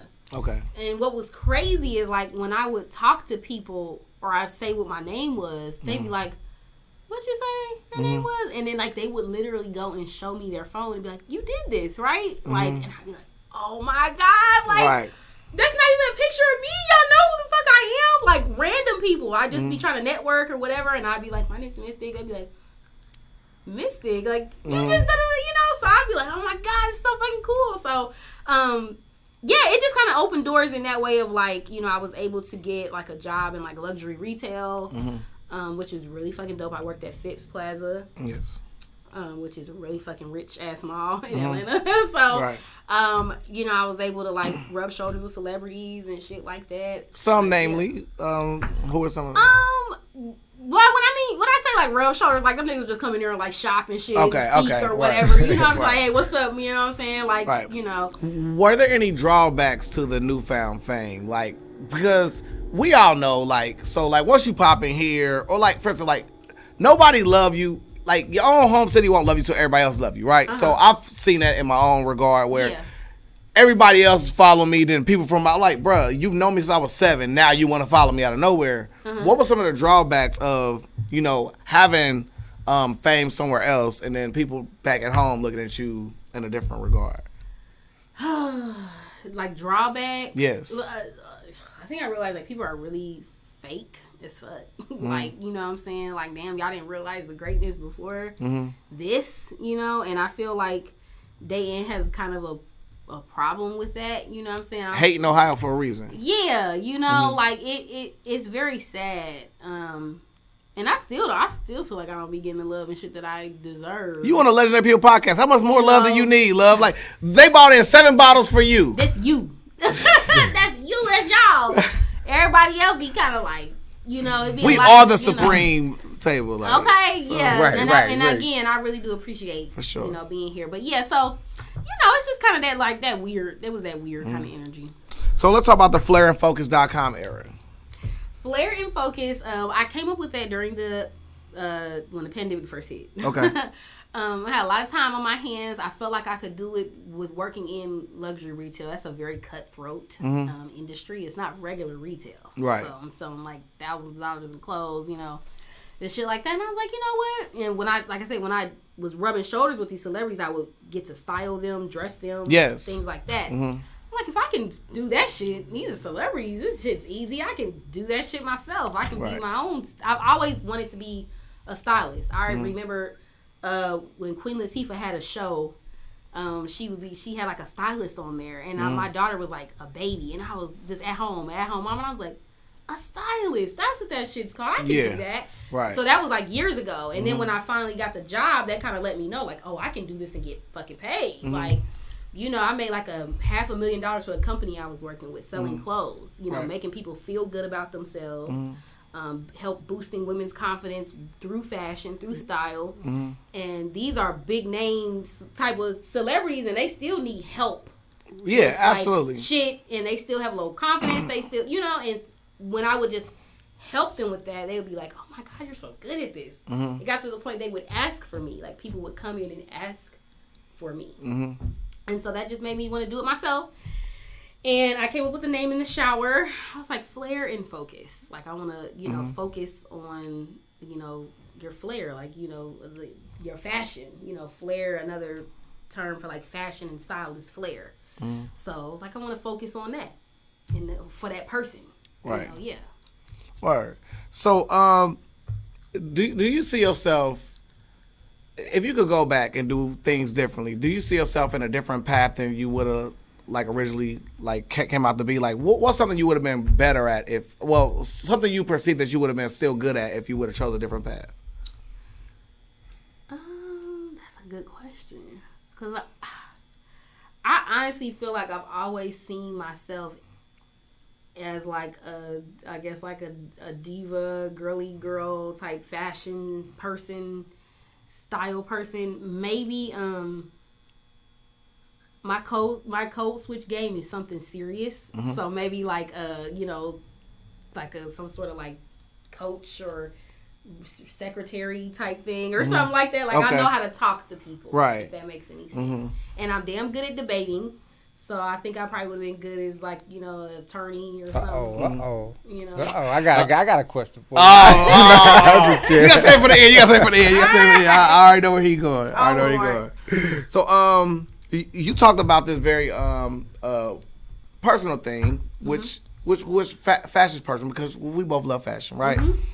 About staying relevant in the fashion industry, right? So what do you think are key points in staying relevant in the in that category of fashion? You have to be beyond the trend. Like you can't, like how to say, you have to be on trend. Like you have to be damn near beyond the trend, especially because we live in a world of fast fashion. So people, these companies are generating clothing at such a fast rate, like almost to the point where they might see a designer come up with something. Like my friend, they see my friend, do something and this shit was dope, and you will see that shit on the runway.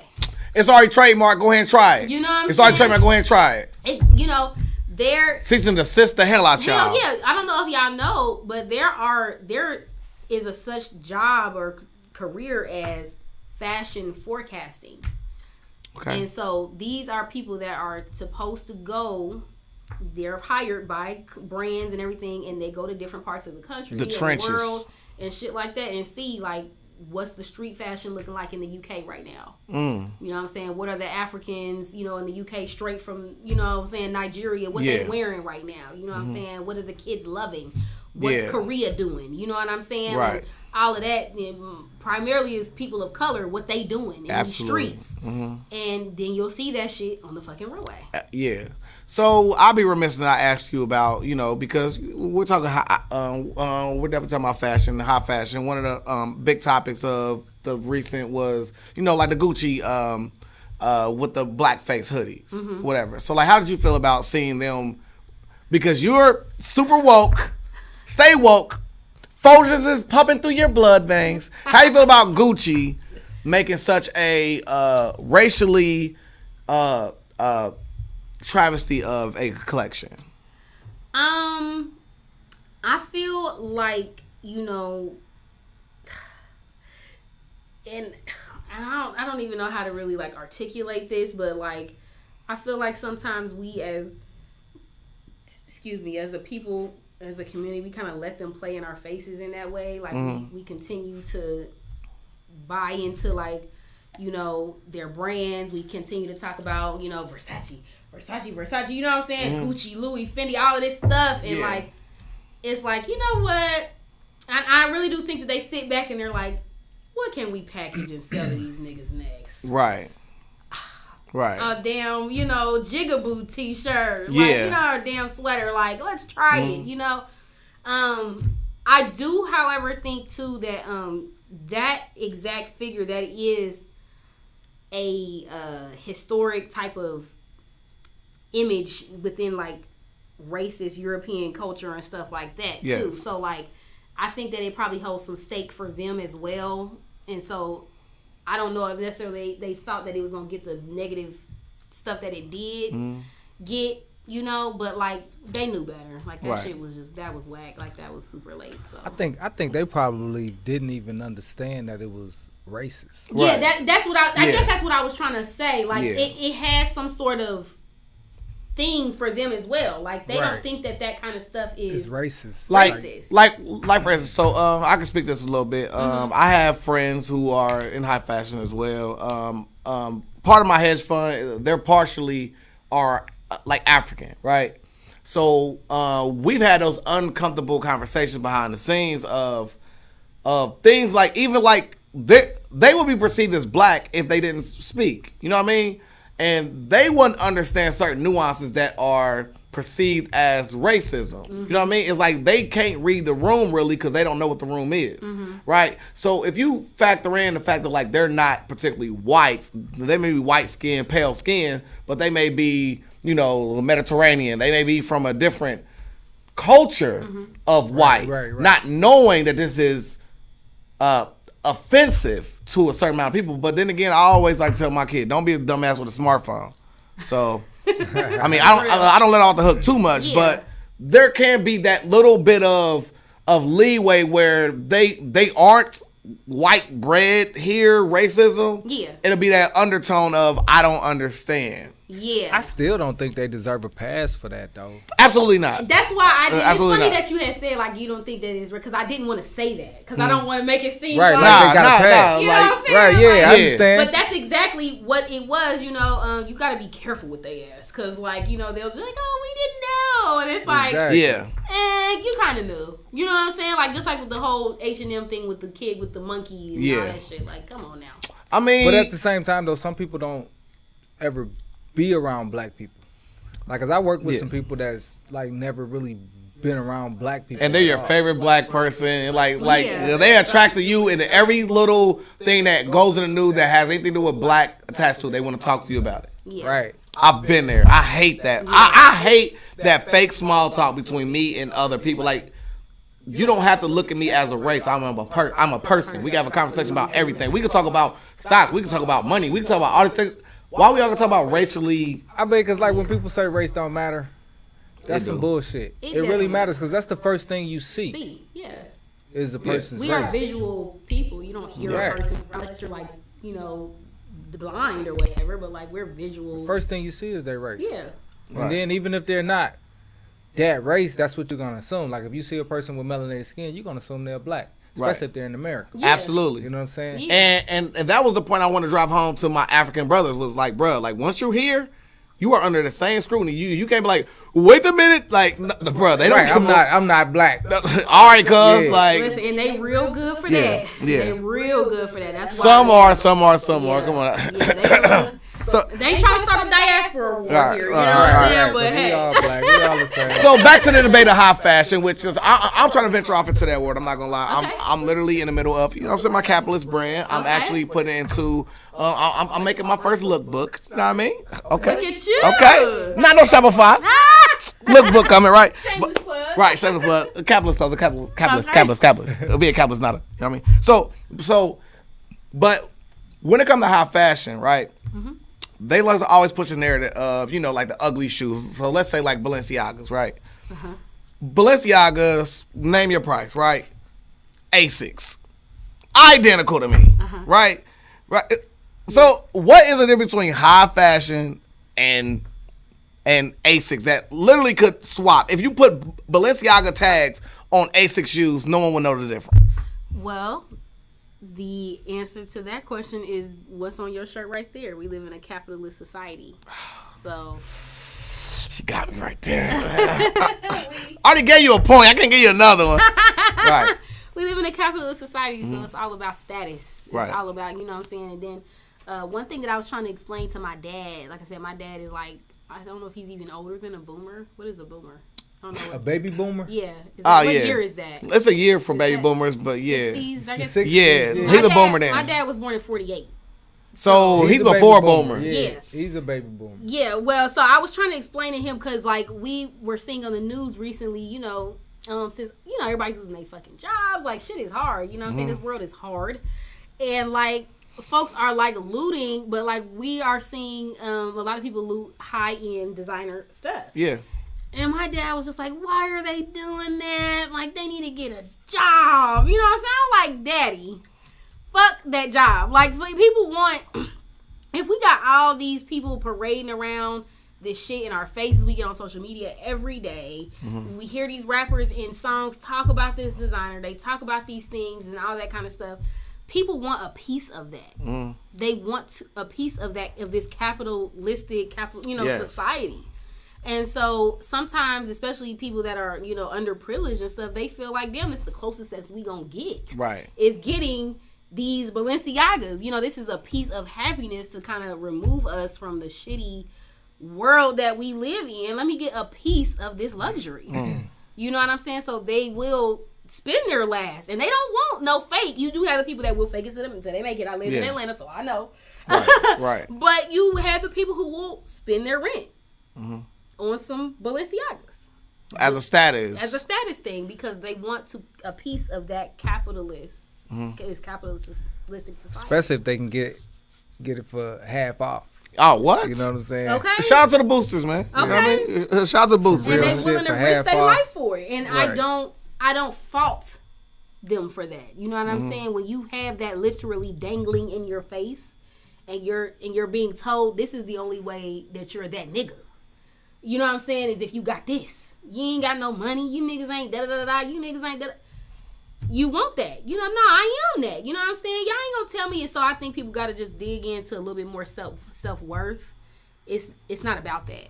You know what I'm saying? Actually, where it's at is sustainable fashion. If you know, I really think black folks need to tap into sustainability and thrifting and vintage fashion and all that kind of shit. Like, let's save that money. Like, vintage Gucci is way more flyer than the little press stuff they making today. Exactly, but even, you know what I'm saying, you ain't even got to spend all that money on that. You know what I'm saying? Like, if style is not about the brand and it's not about the price. That's a perfect segue into what we want to get to also is the Kevin Samuels debate of high value men and high value women.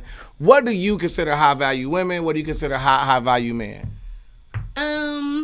So it's not the Balenciagas. It's not the. No, definitely not. Okay.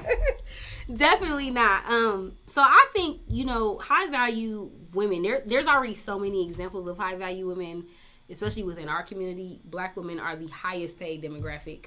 Period. Like across the board, we are the most qualified, the most educated. We're getting the jobs. We're getting the credentials. You know, what I'm way saying? higher than your other ethnic counterparts. Period. Yeah. And white people know this. Yeah. You know what I mean? So, you know, there's so many examples. You know, black girls winning. Okay, black girls are definitely winning. I seen a thing on TikTok that was like, man, have you ever seen a paid ass black girl? They are worse than like rappers or drug dealers.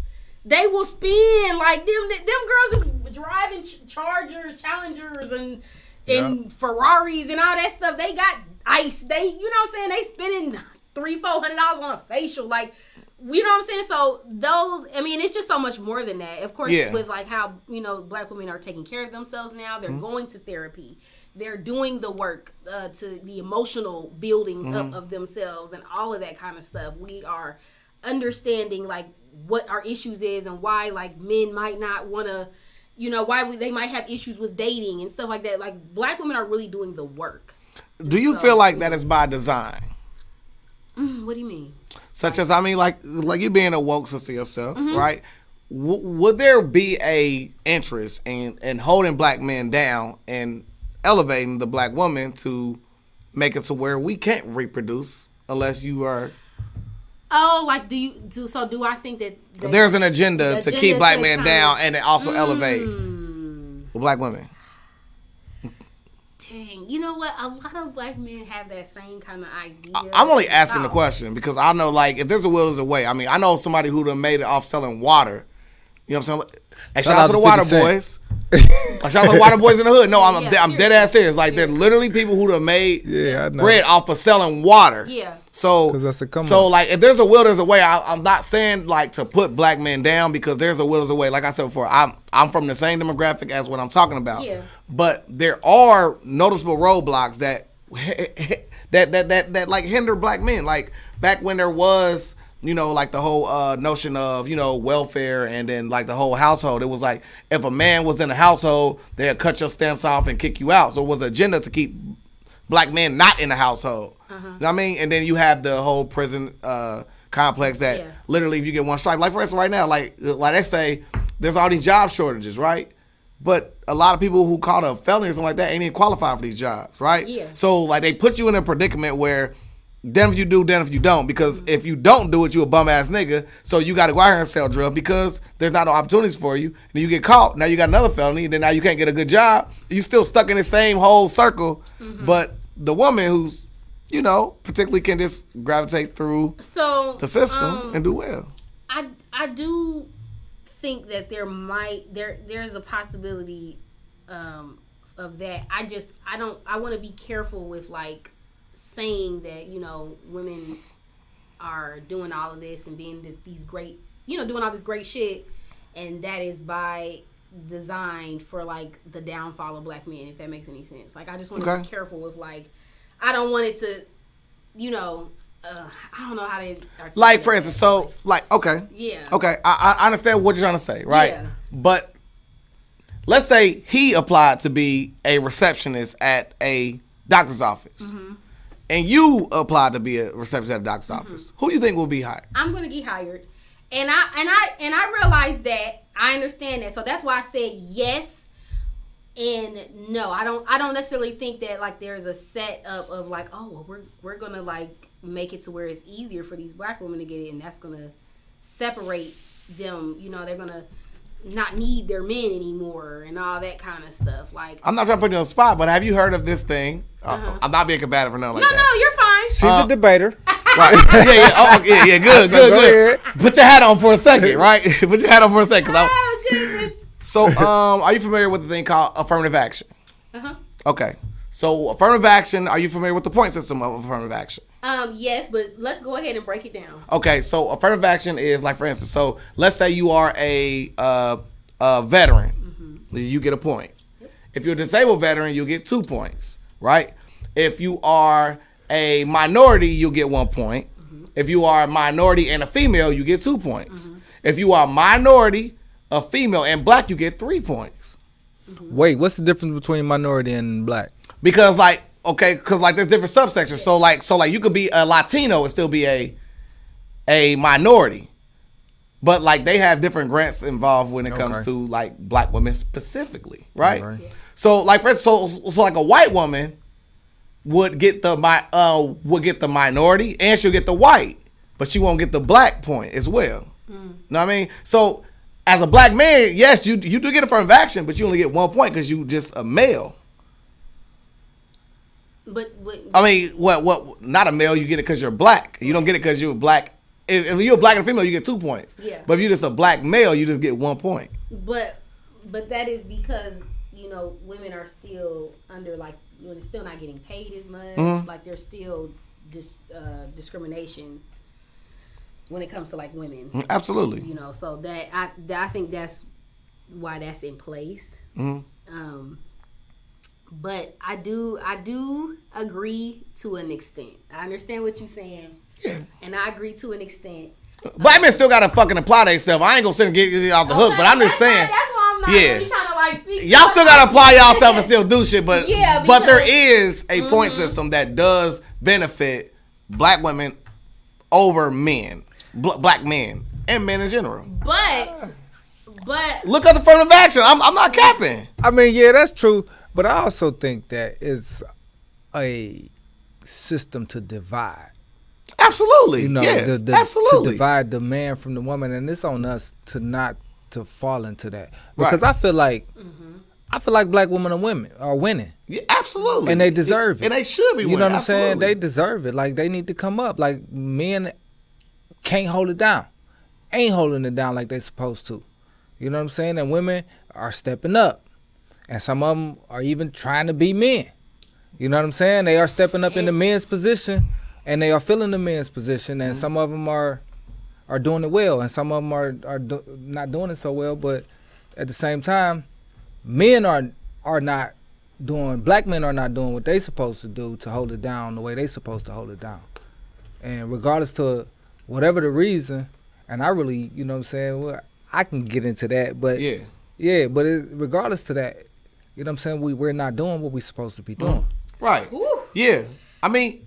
That is like a very good some accountability. Goodness gracious! Hey, absolutely. Black men, take a page out of his book. That's all we need is accountability. Because I feel like a lot of black men are not taking the accountability. Right, you know that's where it starts. And you have to know what the issue is and where it comes from or whatever, and then address it so you can then move past it. Like, you have to know where you came from to know where you're going. Absolutely. You can't just. And it's not a blaming game. It's not like, oh no, it's your fault. No, y'all don't want to submit. Y'all don't want to. Right. But this is the thing. Yeah. How are we supposed to submit? And you're not to a bitch ass nigga. You're not being a man. And you know from a personal experience. Okay, but, you know what I'm saying. But just even like all of that, and I am not gonna lie. I am a very patient black woman. I have been patient to a default. It has not got me nowhere. It has not gotten me, you know what I'm saying? I've been patient with men and helped them get on their feet. And it has gotten me absolutely nowhere. Literally. But like used, abused, hurt, left in the damn mud. And that's that, and I hear a lot of black men always say, like, we just need somebody to hold us down. We need a ride or die. We need a this and that. And it's like, you'll have that. That's why we have so many single moms. That's why we have so many. They'll keep giving themselves to you. Keep on having your babies. Keep on letting you stay in they Section 8 apartments. You know what I'm saying? When I was younger, I never forget. I was hanging out over there in Northland. Here we go. I was young as hell. Here we go. Just doing too much. And I just remember just being fast. Now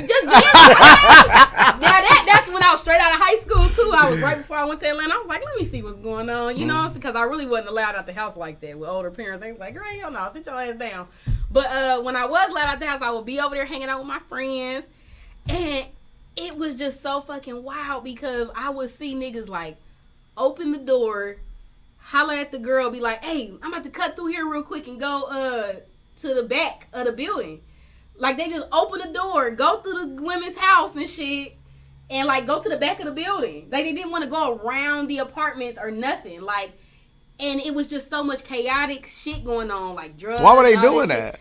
Because they just, niggas, you know what I'm saying? Like, they probably... Were they hitting multiple houses, or are you saying, like... Yeah, they was hitting multiple houses. Like, they were just running amok through low income, you know what I'm saying? Like, and these are men, and you got to think, like...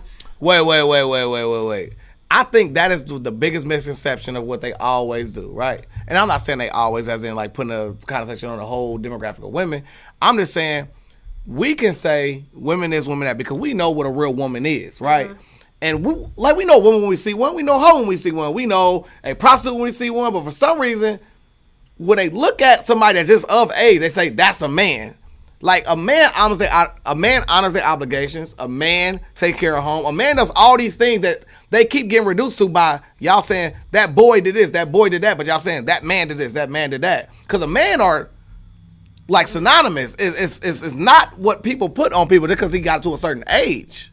Well, I'm just speaking in terms like them niggas was like they seen the gay grown me. They was drinking, smoking. You know what I'm saying? Like they was just grown. Grown boys. I think though, for real, like a lot of good women get with some bullshit ass men. Absolutely. And a lot of good men get with some bullshit Absolutely. ass women. And I don't know why it's always like that, but good women always seems to attract bullshit ass males. Do you feel like Do you feel like a good dude was a good dude at one point in time and turned into a bad dude?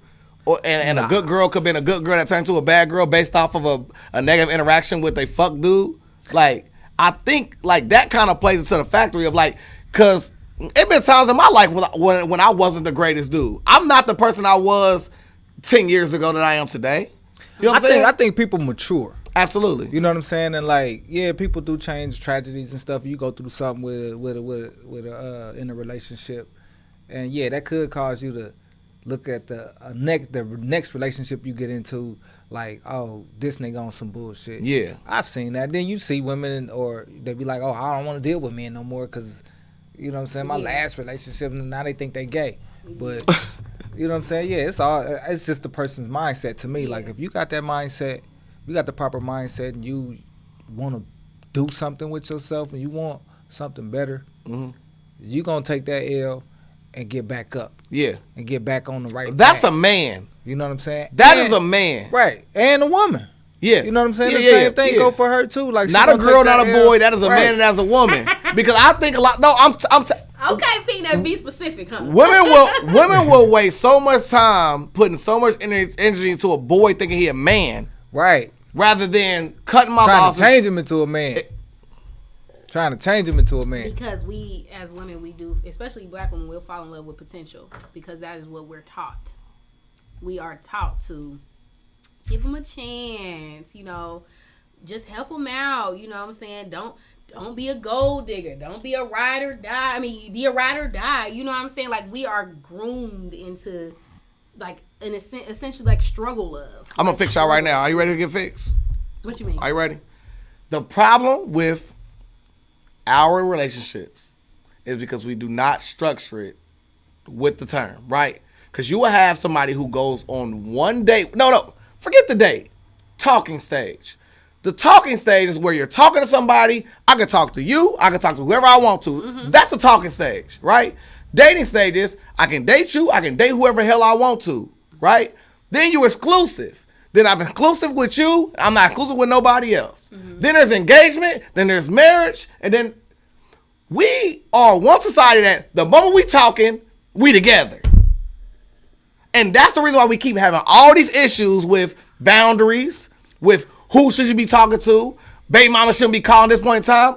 I just met you. So what you saying? Like we have a lack of communication discrepancy? We don't follow the social constructs of dating. One, because we fucking so fast. Boom. You fuck on the first date. Boom. Now she think y'all together. Yep. He think y'all not. He think I just hit that. What? You know what I'm saying? So Man, now we she just think talking. y'all together. We just talking. And he thinking, I'm about to just make her think we together. Right. And she gave it up on the first date. Yeah. I really don't want to be with her, but I know I can go hit when I want to go hit. You know what I'm saying? So it's like, oh, I see. Listen, I see. Y'all are really manning up the place. Okay, all right. This is my thing. When it comes to that kind of stuff, you know, we are all grown, and so a woman very much knows if she wants to. You know what I'm saying? Stick it out with them? Well, yeah. Or if, you know what I'm saying, a woman feeling you, like, I don't think that y'all should judge a woman if she want to get it on the first night or whatever. Nothing wrong with that. No, I'm just saying, like, it don't follow the natural pattern. So when women get agitated with a guy not performing the way she wants him to, it's based off of, like, oh my, wait. Okay, so let's be... I've had people that tell me, I don't want anything serious. All I want to do is have sex. Mm-hmm. Then we have sex and then everything changes. Then that's her fault. Y'all heard it there. Y'all ain't heard me. That's her fault. All right, so. But what about the women that want to be in a relationship, want a good dude, and she has sex with this dude on the first day or really early, mm-hmm. and I really think that's when a guy stopped listening. Like, he's just stopped listening after he hit it. And it's like, okay. And, you know, and that's the crazy part. You know, I think men should really, you know, I think I want to ask men to, like, really give women a little bit more grace. Right. Than what, you know, they've been given in the past. Yeah. Sometimes that woman is just really fucking feeling you. Yeah. You know what I mean? Like, and it just is what it is. I don't, you know, that's a learned... And I hate to keep going back to the race stuff and everything, but if we really understood how much like white supremacy and like European standards have been pushed on us, it's so much a part of like our everyday existence, and it's so fucking inconvenient. Mm-hmm. You'll understand like a lot of that shit does not even apply to us because, you know, Nigerians are like some of the most sexually active people. Like. They're the most like sexually active. But they believe in polygamy, don't they? They believe in some of them do. You know what I'm saying? But yeah, like and I'm talking about Nigerians, not like other part Nigerians. We as African Americans, we come from the Horn of Africa. That's that West Africa, Nigeria, Ghana, and all that. So then you got to think, here we are coming from them type of people, you know what I'm saying? To a Eurocentric place, and that our European standards are put on us. Right. And, you know, they're over-sexualizing how we dance, how we whatever. You know, twerking is too sexual and all this and that. And that is back home. Like. And that's what they literally do. Little girls is learning, coming out the cat twerking. Like, you know what I'm saying? Like, this is a... I saw one video, and this probably make us all laugh, that it was a dude that was, if he had to lay down on the ground while the sister-in-law twerked on him, and seeing if he got hard. And if he got hard, then he can't get married. Yeah. Oh! Yeah. And she was stacked. I was going to say, was she fine? What? They all be stacked damn near. Yeah. You know what I'm saying? But I'm telling you, like, that in like sexual interactions and sexuality and shit is normalized. So much ingrained into our ancestry, our culture, our DNA. Like, we are a sexual people. Yeah. You see what I'm even in the way like we walk, we dance. You know what I'm saying? When we get the we talk in a certain type of way, like we are very sexual people. Because I think everybody should make black people though. Like we should all just make black people.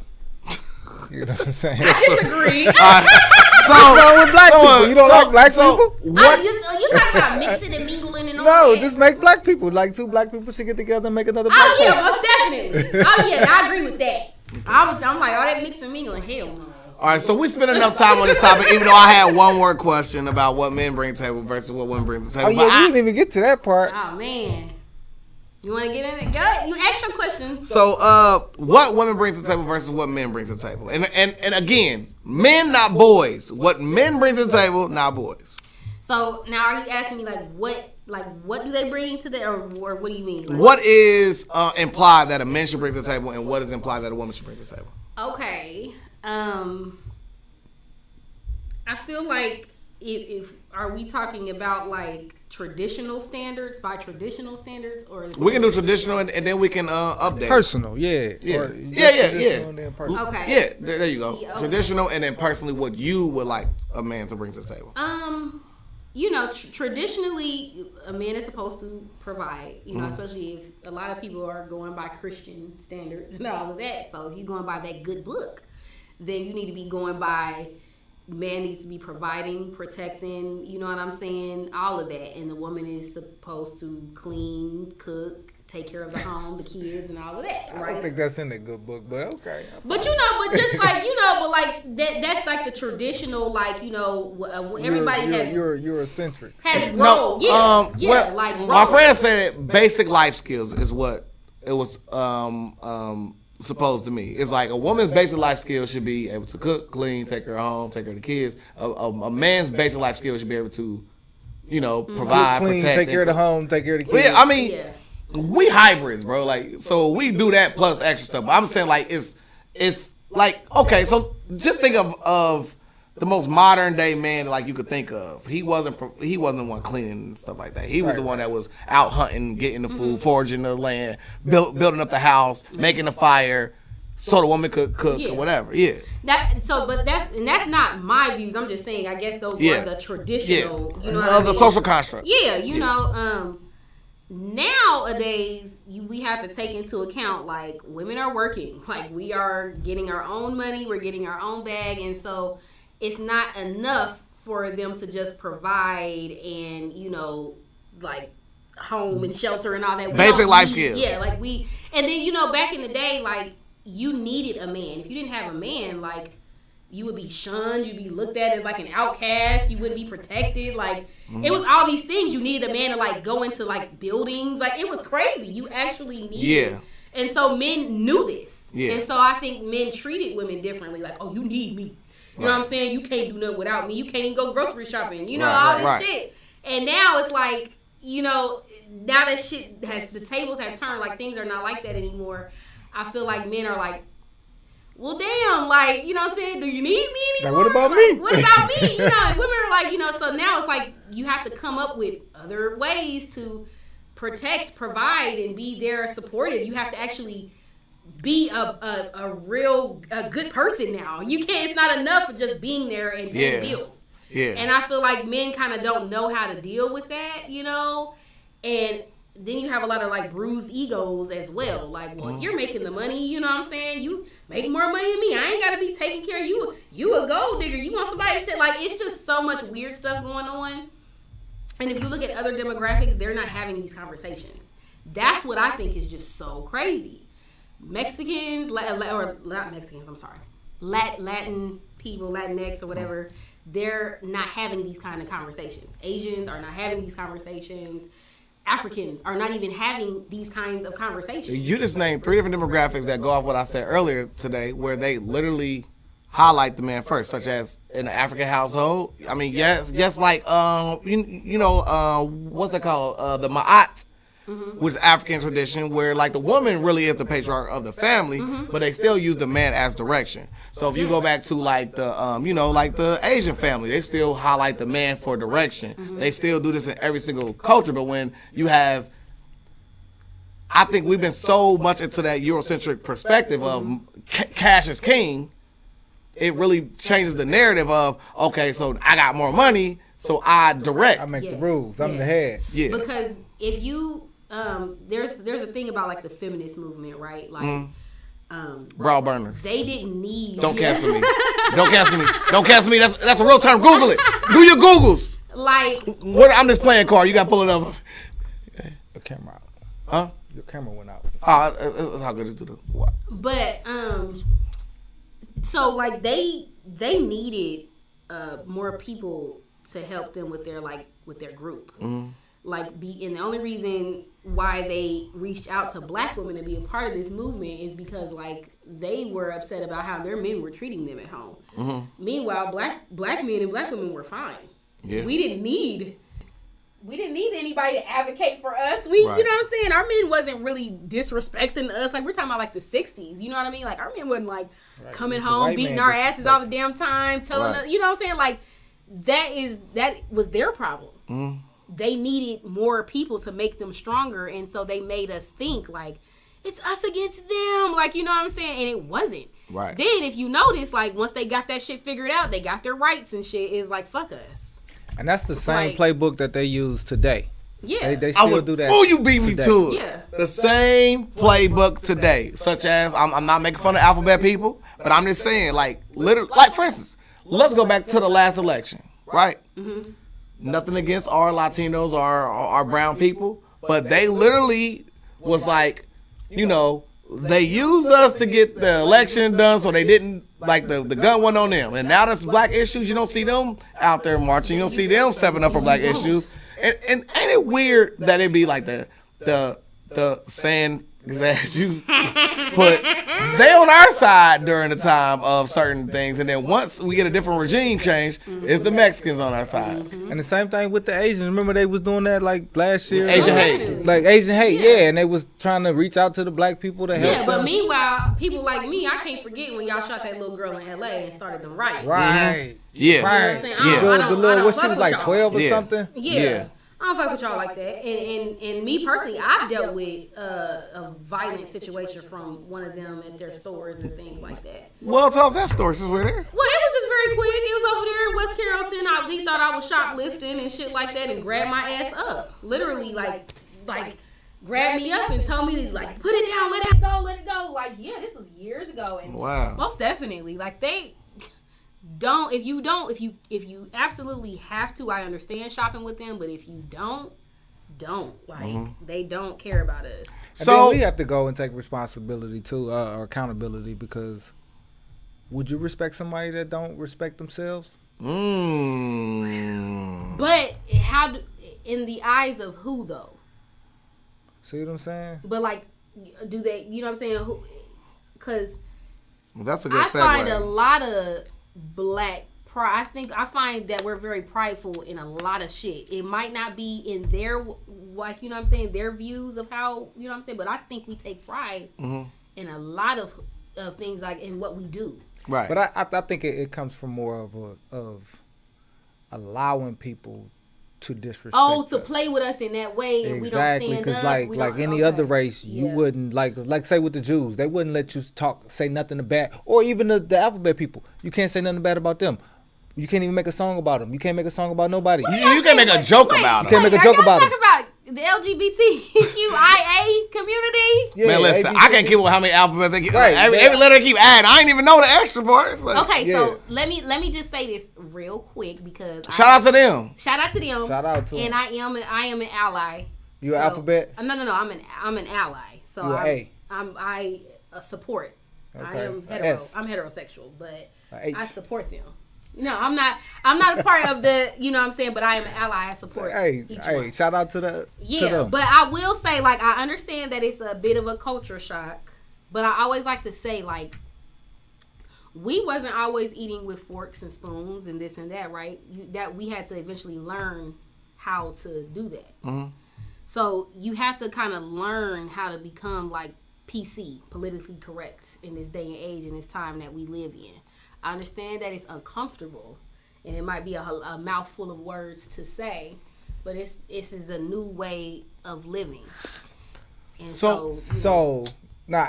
not get into that. No, because one thing I always thought about was this, and I promise you I'm not going to get us canceled, right?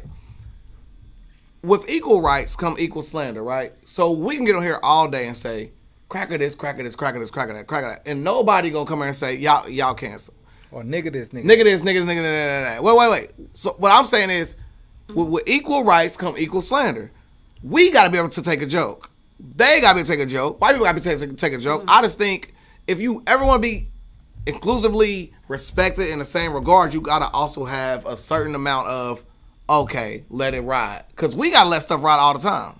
Yeah, so I agree about, taking a joke. Everybody gets made fun of. Everybody. Like, you know what I'm saying? I get that. But I think for them, why it's very kind of like a bruised, sensitive situation is because like they are actively dealing with like, trans women are continuously getting like killed due to whatever the case, So are black men. So are black men. And I mean, but yeah, most definitely.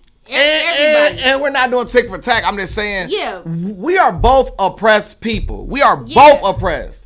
So to me, it doesn't feel good to mudsling on either side of it because we're both oppressed people. It's like, I understand what you're saying, but I'm saying we effed up too. We don't have the best upbringing sometimes. We don't have the correct terminology. I'm saying just like those people, the rest of the people, not just the politically correct people, but Jewish people, white men, they all stand up for themselves. They all like draw the line somewhere when it comes to slander. It's like you could say anything about a black man and no one to get canceled. But if you say the slightest thing about any other group of people, when they say something happens. I can make a whole album about shooting niggas up. Right, but you can't say one thing about shooting a Jewish person or a gay person. Or now, a white person can't make a whole album talking about shooting niggas up, though. I watch battle rap. I watch a white person get it right there on that stage and talk about shooting up. But I'm more so saying like. Well, not using the N-word though. You know what I'm saying? Yeah. Like, but I'm saying like I'm reaching. White person, they won't promote a white person talking about killing white people as much as they'll promote a black person talking about killing black people. Yeah. And black people will allow that, is what I'm saying. It's like it's up to us to say, nah, y'all shouldn't be talking about y'all shouldn't be talking about killing black men like that, or y'all shouldn't let that be playing on TV so much. You know what I'm saying? Show those images. Most definitely. And I agree. I mean, I always think about like the situation in Chicago. You know what I'm saying? Like, I think that shit is just so disheartening and just such a crazy situation. When I realized that, like, I was talking to a dude from there and he was like, it's so crazy to the point like your cousin can be from a different block. Yeah. And if he the ops, you gotta kill him. Like, that's crazy. And I think that is just so. Yeah. So we should be holding accountability when it comes to that as black men. You are my black brother. I have no problem with you. Right. So, I want to see I want to see you grow up. I want to see your kids grow up. Yeah. I hope one day my daughter will marry somebody that looks like you. I think we should go a step further too and not allow that in our community. Like if you out and you talking about killing a black man or destroying a black man with drugs or whatever, however you know what I'm saying, you in this community and you talking about that's all you talk about. Like I'm gonna say this. Like what was the young Dolph got killed. R.I.P. Right, R.I.P. Young Dolph. Rest in power, because he was. Yeah. But at the same time, Young Dolph promotes violence. Mm-hmm. You see what I'm saying? It's like, okay, that's what he promote, that's what he give, that's what he made his living off of, is violence. And I can't really feel sympathy for somebody like that because this is how you made your living. So this is what it is. Like you get it out the mud, so that's what it is. It's like you can't be talking about he was a good dude. And he may have been a good dude to certain people, but to the majority of the people. Same thing that you rapping about got you arrested. Exactly. So to the majority of the people, this is what you promoted. Like everybody knew you as a gangster. Like your family probably knew you as a man, a good man, a man of the community, but the community knew you as a gangster. Yeah. So that's how you died, like a gangster. What? Solid point. So we talk about people playing favoritism in support of local businesses. Okay, yes. I feel like here we can be loyal to a default, you know. A part of community building and, you know, sharing wealth is supporting other people. Like, you don't have to, especially because we all black. Like, right. You know what I'm saying? Like, support the next person that's doing the same. You know what I'm saying? Like, if it's different service providers and they all black, you know what I'm saying? Spread your money around. Like, I think it's a lot of favoritism and cliquishness. And it's so weird to me because, like I said before, I'm about to put y'all on game right now, right? I took a Google ad course, right? I took it just for my own benefit. This wasn't I get on nerd missions sometimes. I just want to learn something new, right? The best way for people to see your business is to highlight other businesses. You know why? Because if I share your business, you'll see that I shared your business. You'll like it, right? So that means the next time I post my business, I'm in your algorithm of something that you've liked before. Yeah. So if you multiply this by doing every business in that same genre, they'll see your ad faster than somebody that if you never shared their stuff, you're not going to pop in their algorithm because they never going to like your stuff. That's free game. The second thing is you can drive right down the street, and you will see a BP and a Speedway on the same corner. They ain't beefing. They ain't arguing. They ain't slandering each other on Facebook.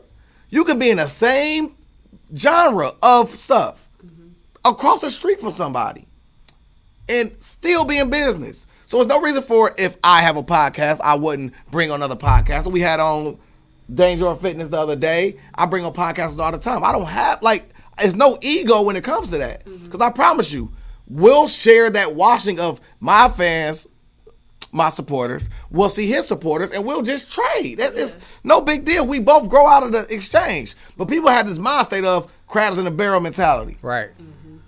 Get paid. Or only one person gets like the support because of popularity, and that's the sad part.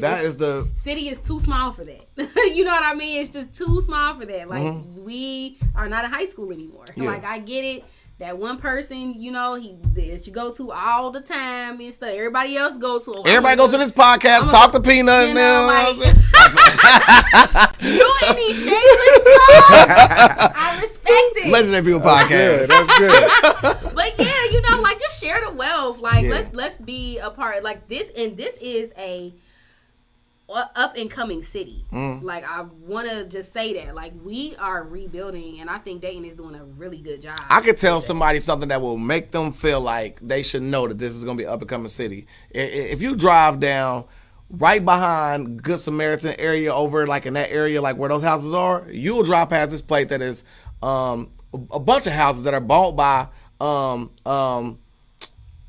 Berkshire, which is owned by one of the wealthiest billionaires in the world, which is Warren Buffett. Warren Buffett has bought real estate in Dayton, Ohio. If you don't think something is brewing here, why would a billionaire invest in something in our backyard? That's deep. I didn't know that. I didn't know that either. Yeah. Free game. But come on. See, I kind of knew a little something. Hawthorne Berkshire is the name of the hedge fund. I'm gonna have to look into that because that's crazy. That stock is worth $3,000 a share. And they're buying real estate. And they're buying real estate in Dayton, Ohio. Hawthorne Berkshire. Yep. Yeah, that's his company. $3,000 a share, and they are buying real estate in Dayton, Ohio. If you don't think we ain't on the come up, you are absolutely right. Wow. Well, yeah, I kind of knew something was up. It wasn't as profound as that, but I kind of knew when I was going back and forth to Atlanta, and I would be on the plane, and like they would advertise Dayton. They'd be like, you know, come to Dayton to live, a beautiful place. Like it have a cute little white family on the brochure. Like it was like brochures, like telling them like to come and live, not just to visit. Yeah. Hashtag to come Dayton and live. Yeah. You know what I'm saying? And then you know it's something when you know downtown used to be hood. Absolutely. Okay. Now it's $500,000 condos downtown. Yeah. You know what I'm saying? So all it's like over downtown. You know it's something going on when the white folks is now moving back into the city. Oh, man, it's so crazy. Another free game.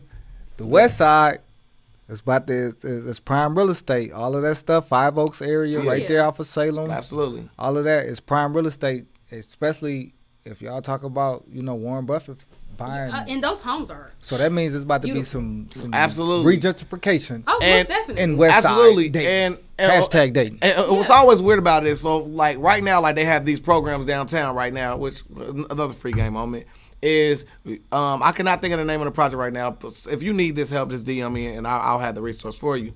But literally, they are giving away a bunch of leases downtown for buildings or whatever. So like you go to this program and you'll say how much square footage that you need.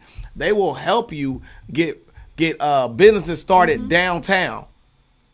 So it's a few free black game. businesses. Yes, I mean like Third Perk was one of them. Yeah, I think Twist Cupcakery. Yep. Okay. There's a bunch of them that benefit from the same exact rule that I'm talking about. And even your business could be downtown. Absolutely. Yeah. I mean, and then for all entrepreneurs out also there as well, we have programs and grants and stuff that you could never get in a place like Georgia and the South and shit like that, like Launch Dayton. Yeah.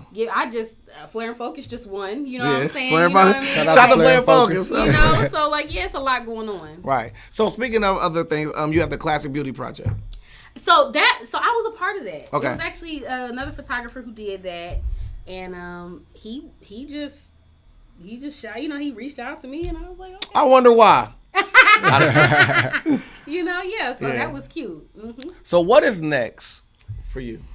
Whew, that is a very interesting question because I know this sounds crazy. Like I'm almost 30, so I know I should be knowing what I'm about to do and all that stuff. I am going with the flow. Honestly, that was my mantra last year, and I do not regret it. Okay, yeah, I'm going with the flow because like this world we live in is so freaking crazy. Yeah. I know I don't really constantly changing. Yeah. You gotta be fluid. And I don't really want to work for anybody, but I do kind of want something in my back pocket. So I am considering like following the footsteps of my parents and getting my CDLs. Okay. I was thinking about Come that. holler at me. I got a trucking business. Oh, for real? Yeah. What? See, we What's connected. your trucking business? It's called Wolfpack Trucking. There you go. Seriously? Yeah. Oh God. Shout out to Wolfpack Trucking. Hey, that black-owned good. trucking business. Yeah. Oh my God. Yeah. Well, that's powerful. I am. There you go. Because I do. So I want to be like a woman fashionista truck driver and stuff like that. And that's just something like serious that I want to do or whatever. Just to have it in my back pocket, the world end, I at least have a job still. They still gonna need truck drivers. Yeah, everybody hiring truck drivers. Okay. Right. So, but I am going with the flow. I want to start focusing on makeover projects. I don't know if you remember the old school makeover shows where they would get like a person and they look completely crazy. And shit, they just like get a whole makeover. That's what I'm working on now. I want to kind of bring that to the Midwest. We used to be a beacon of fashion. Yes. Dayton. We still are. Cabinet clothing. Center plug. This wearable art. I literally took this picture. I took my daughter to an art museum and I took the picture and I made this whole thing. Oh my God, for real? Yeah, absolutely. That's dope. But yeah, I wanna bring that aspect back to Dayton. Like, again, since like I said, my parents are older. So I heard the grand stories of like, my parents telling me they used to come here to shop. Yeah. Like, they used to come from Atlanta to shop. Go downtown, yep. You know what I'm saying? And I'm like, dang, so that's still in us. Windows and all that, yeah. I realized, like, we don't have a lot to do. Hopefully some of you business owners create some events and stuff so we can kind of get dressed so I can... Plug! February 12th, I will be hosting the event, the Her event. It is going to be a fashion show. It is music, the ad right there, man. What is that? It's right there. February 12th, man. We got a star-studded lineup. It's right there on the table. Right there. Oh, this flyer? Yeah. I'm like, I thought somebody was on commercial. Yeah. Oh yeah. February 12th. Her Dayton edition. Yeah. That's Witness Queens come together and create a vibration that will have you leaving every event feeling uplifted, motivated, and inspired. So that's what's happening. Good job, bro. Good job, bro. Look, we don't need Smed who? Smed who? Man, somebody.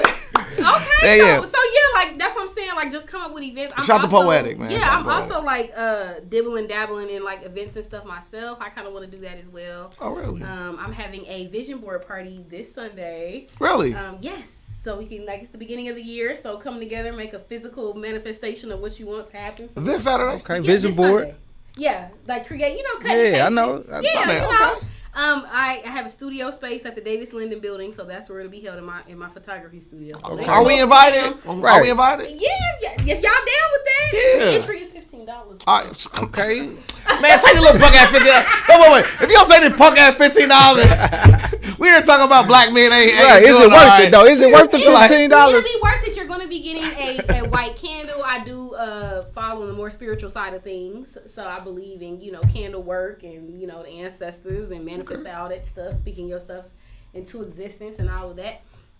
So yeah, if you're gonna get a cute little gift bag or get something to take home, cute little board and stuff, And yeah, so just I want the city to create events so that way your girl can get some money, so I can style people, so they can go ahead and get some fashion and stuff about it. Right. We can all just help each other out. So you event promoters and all that, get it together. Right. Let's do some nice, classy stuff in this city. Right.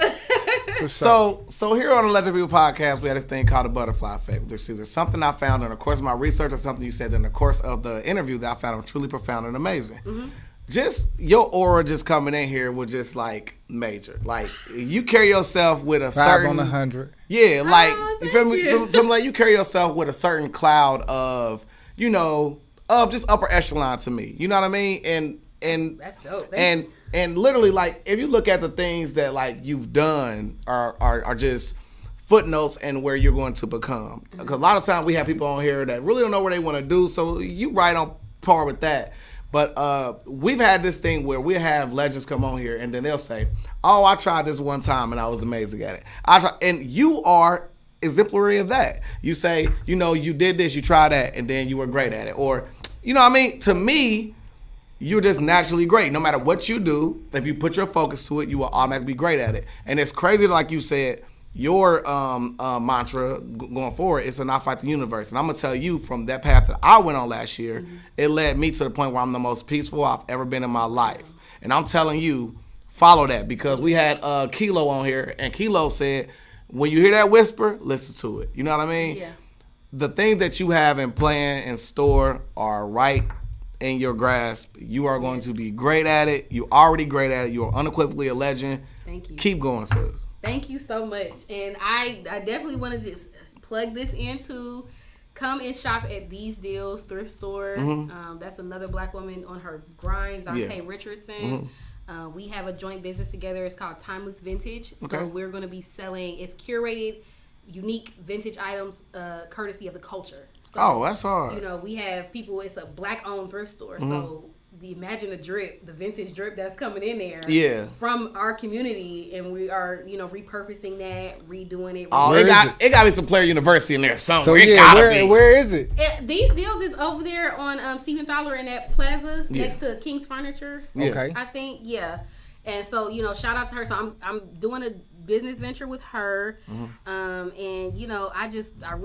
can't stress this enough. Thank y'all so much for having me. Especially, black men showing black women love. I'm all about that. For sure. So the fact that y'all are doing this, and y'all had some amazing black women on here, y'all are doing the work to bridge the gap. Oh my God. Between us. Yeah. You know what I'm saying? So I just want to thank y'all for that. Thank you so much. One last question. Yeah. What would you tell the 19-year-old you?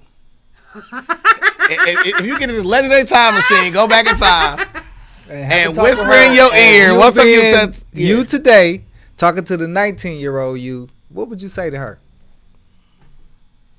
Fuck what everybody thinks of you, girl. Fuck it. Like, work on your confidence. All that traumatic stuff that I've been through has really done a number on, my confidence and my self-esteem. And so I am not even probably the entity that I could be on the internets and things like that. And I say the internets because it's money on that bitch. Okay? I will assure you there's money on the internet. There's money on the internet. And if you are unapologetically yourself, you will be successful. Seriously. And don't worry about what other people are talking about, what they're saying, what they think of you. Just do it. And so, unfortunately, this city has done a number just on my confidence and things like that. And so 19-year-old me I was just having my daughter. So I was a new mom. And so I would just literally tell myself, like, girl, grind, get this shit. Fuck what everybody thinks. Because you are the creator of your own future. And if you give a fuck, like, about what other people is thinking, like, that's going to tear you down. And it's not going to get you to where you need to go. That's hard. That's it. So to all you 19-year-old young ladies out there, to all the young ladies out there, that was some hell of a game she just gave. Sure. So we're gonna shout out our sponsors. Make sure you gotta go to Shiekhs for breakfast. Go there. They got the best breakfast in the city. My man Ron C, my man Short Dog. If you hungry after that, I don't know why you still hungry after that, but if you still hungry after that, make sure you go to the Agnes All Natural Grill, man. My pineapple bowl, man. It's great. Oh my God! Do not get me started on that pineapple bowl. Yeah, the soul roll. Oh, yeah. It's Agnes. Who does that? The soul roll. Nah, that's a different spot. That's a different spot. I know. Actually, we got guests coming up. The Downtown Brown, she makes the soul roll. Okay, they got the good wings. Yeah, shout out to Downtown Brown. Yeah, the Downtown Brown. Also, if you're ever injured in an accident, please make sure you contact Michael Wright. I don't have the phone in front of me. Man, do your Googles, right? Do your Googles. If you ever want to get bent, you want to get linked, you have a good time, make sure you get some Kiara Wine. Oh, how'd you like the wine? Oh, yeah. Which one did I have? You had the infused one. You had the new one. Oh, you drinking all Intimate. one? What you mean I did? Look at your cup. No, I only had one. Intimacy is what she had, and that is, I think that's pineapple seduction. It's good. Yeah, for sure. It's black owned. Black owned for sure. So also make sure you guys hit up the shoparea.com. They're like the baby Amazon, from the store to your door in 4 business days. Don't forget to holler at t-shirt-king247.com. They got diamond deals going on for Go For Your Mouth. They got the t-shirt deals, man. You want to make your own clothing line, make sure you holler at my man Smed. Also, sales stock's not dope. Every Sunday, 8 o'clock p.m., where I tell you I get that easy money. Last week, man, we talked about Walmart joining the metaverse space. I did a really good dope presentation on how you can make money in that, because I'm actually putting together a whole metaverse class. As a matter of fact, I'm going to institute you that because you are real good in the crypto. So I'm going to institute that because, I'm a stock boy, but also I want to make money everywhere. So we're going to have the Nut House, and yeah, we're going to bring the crypto investing, all type of investing to the community. It's so much money in there. You know what I'm saying? I do the stock side, you do the crypto side. We can implement on NFTs. Let's Even do if it. you learn how to like design and stuff like there's money NFTs. in learning how to design in the metaverse. Yep. Like it's fashion design, creating clothes, and all of that shit. Yep. So like, Shout out to the Mint Club. Right, we're going to do a whole show on NFTs. We could do a whole show on that. Yeah. Whole show on crypto. For sure, man. So thank y'all for tuning in for the Legendary People podcast, man. Legendary people, legendary stories, man. Cop some shirts, cop some merch, man. Shop with your girl at Flair and Focus. Come get styled or something. Come get a picture taken. Hey, sweet. All right.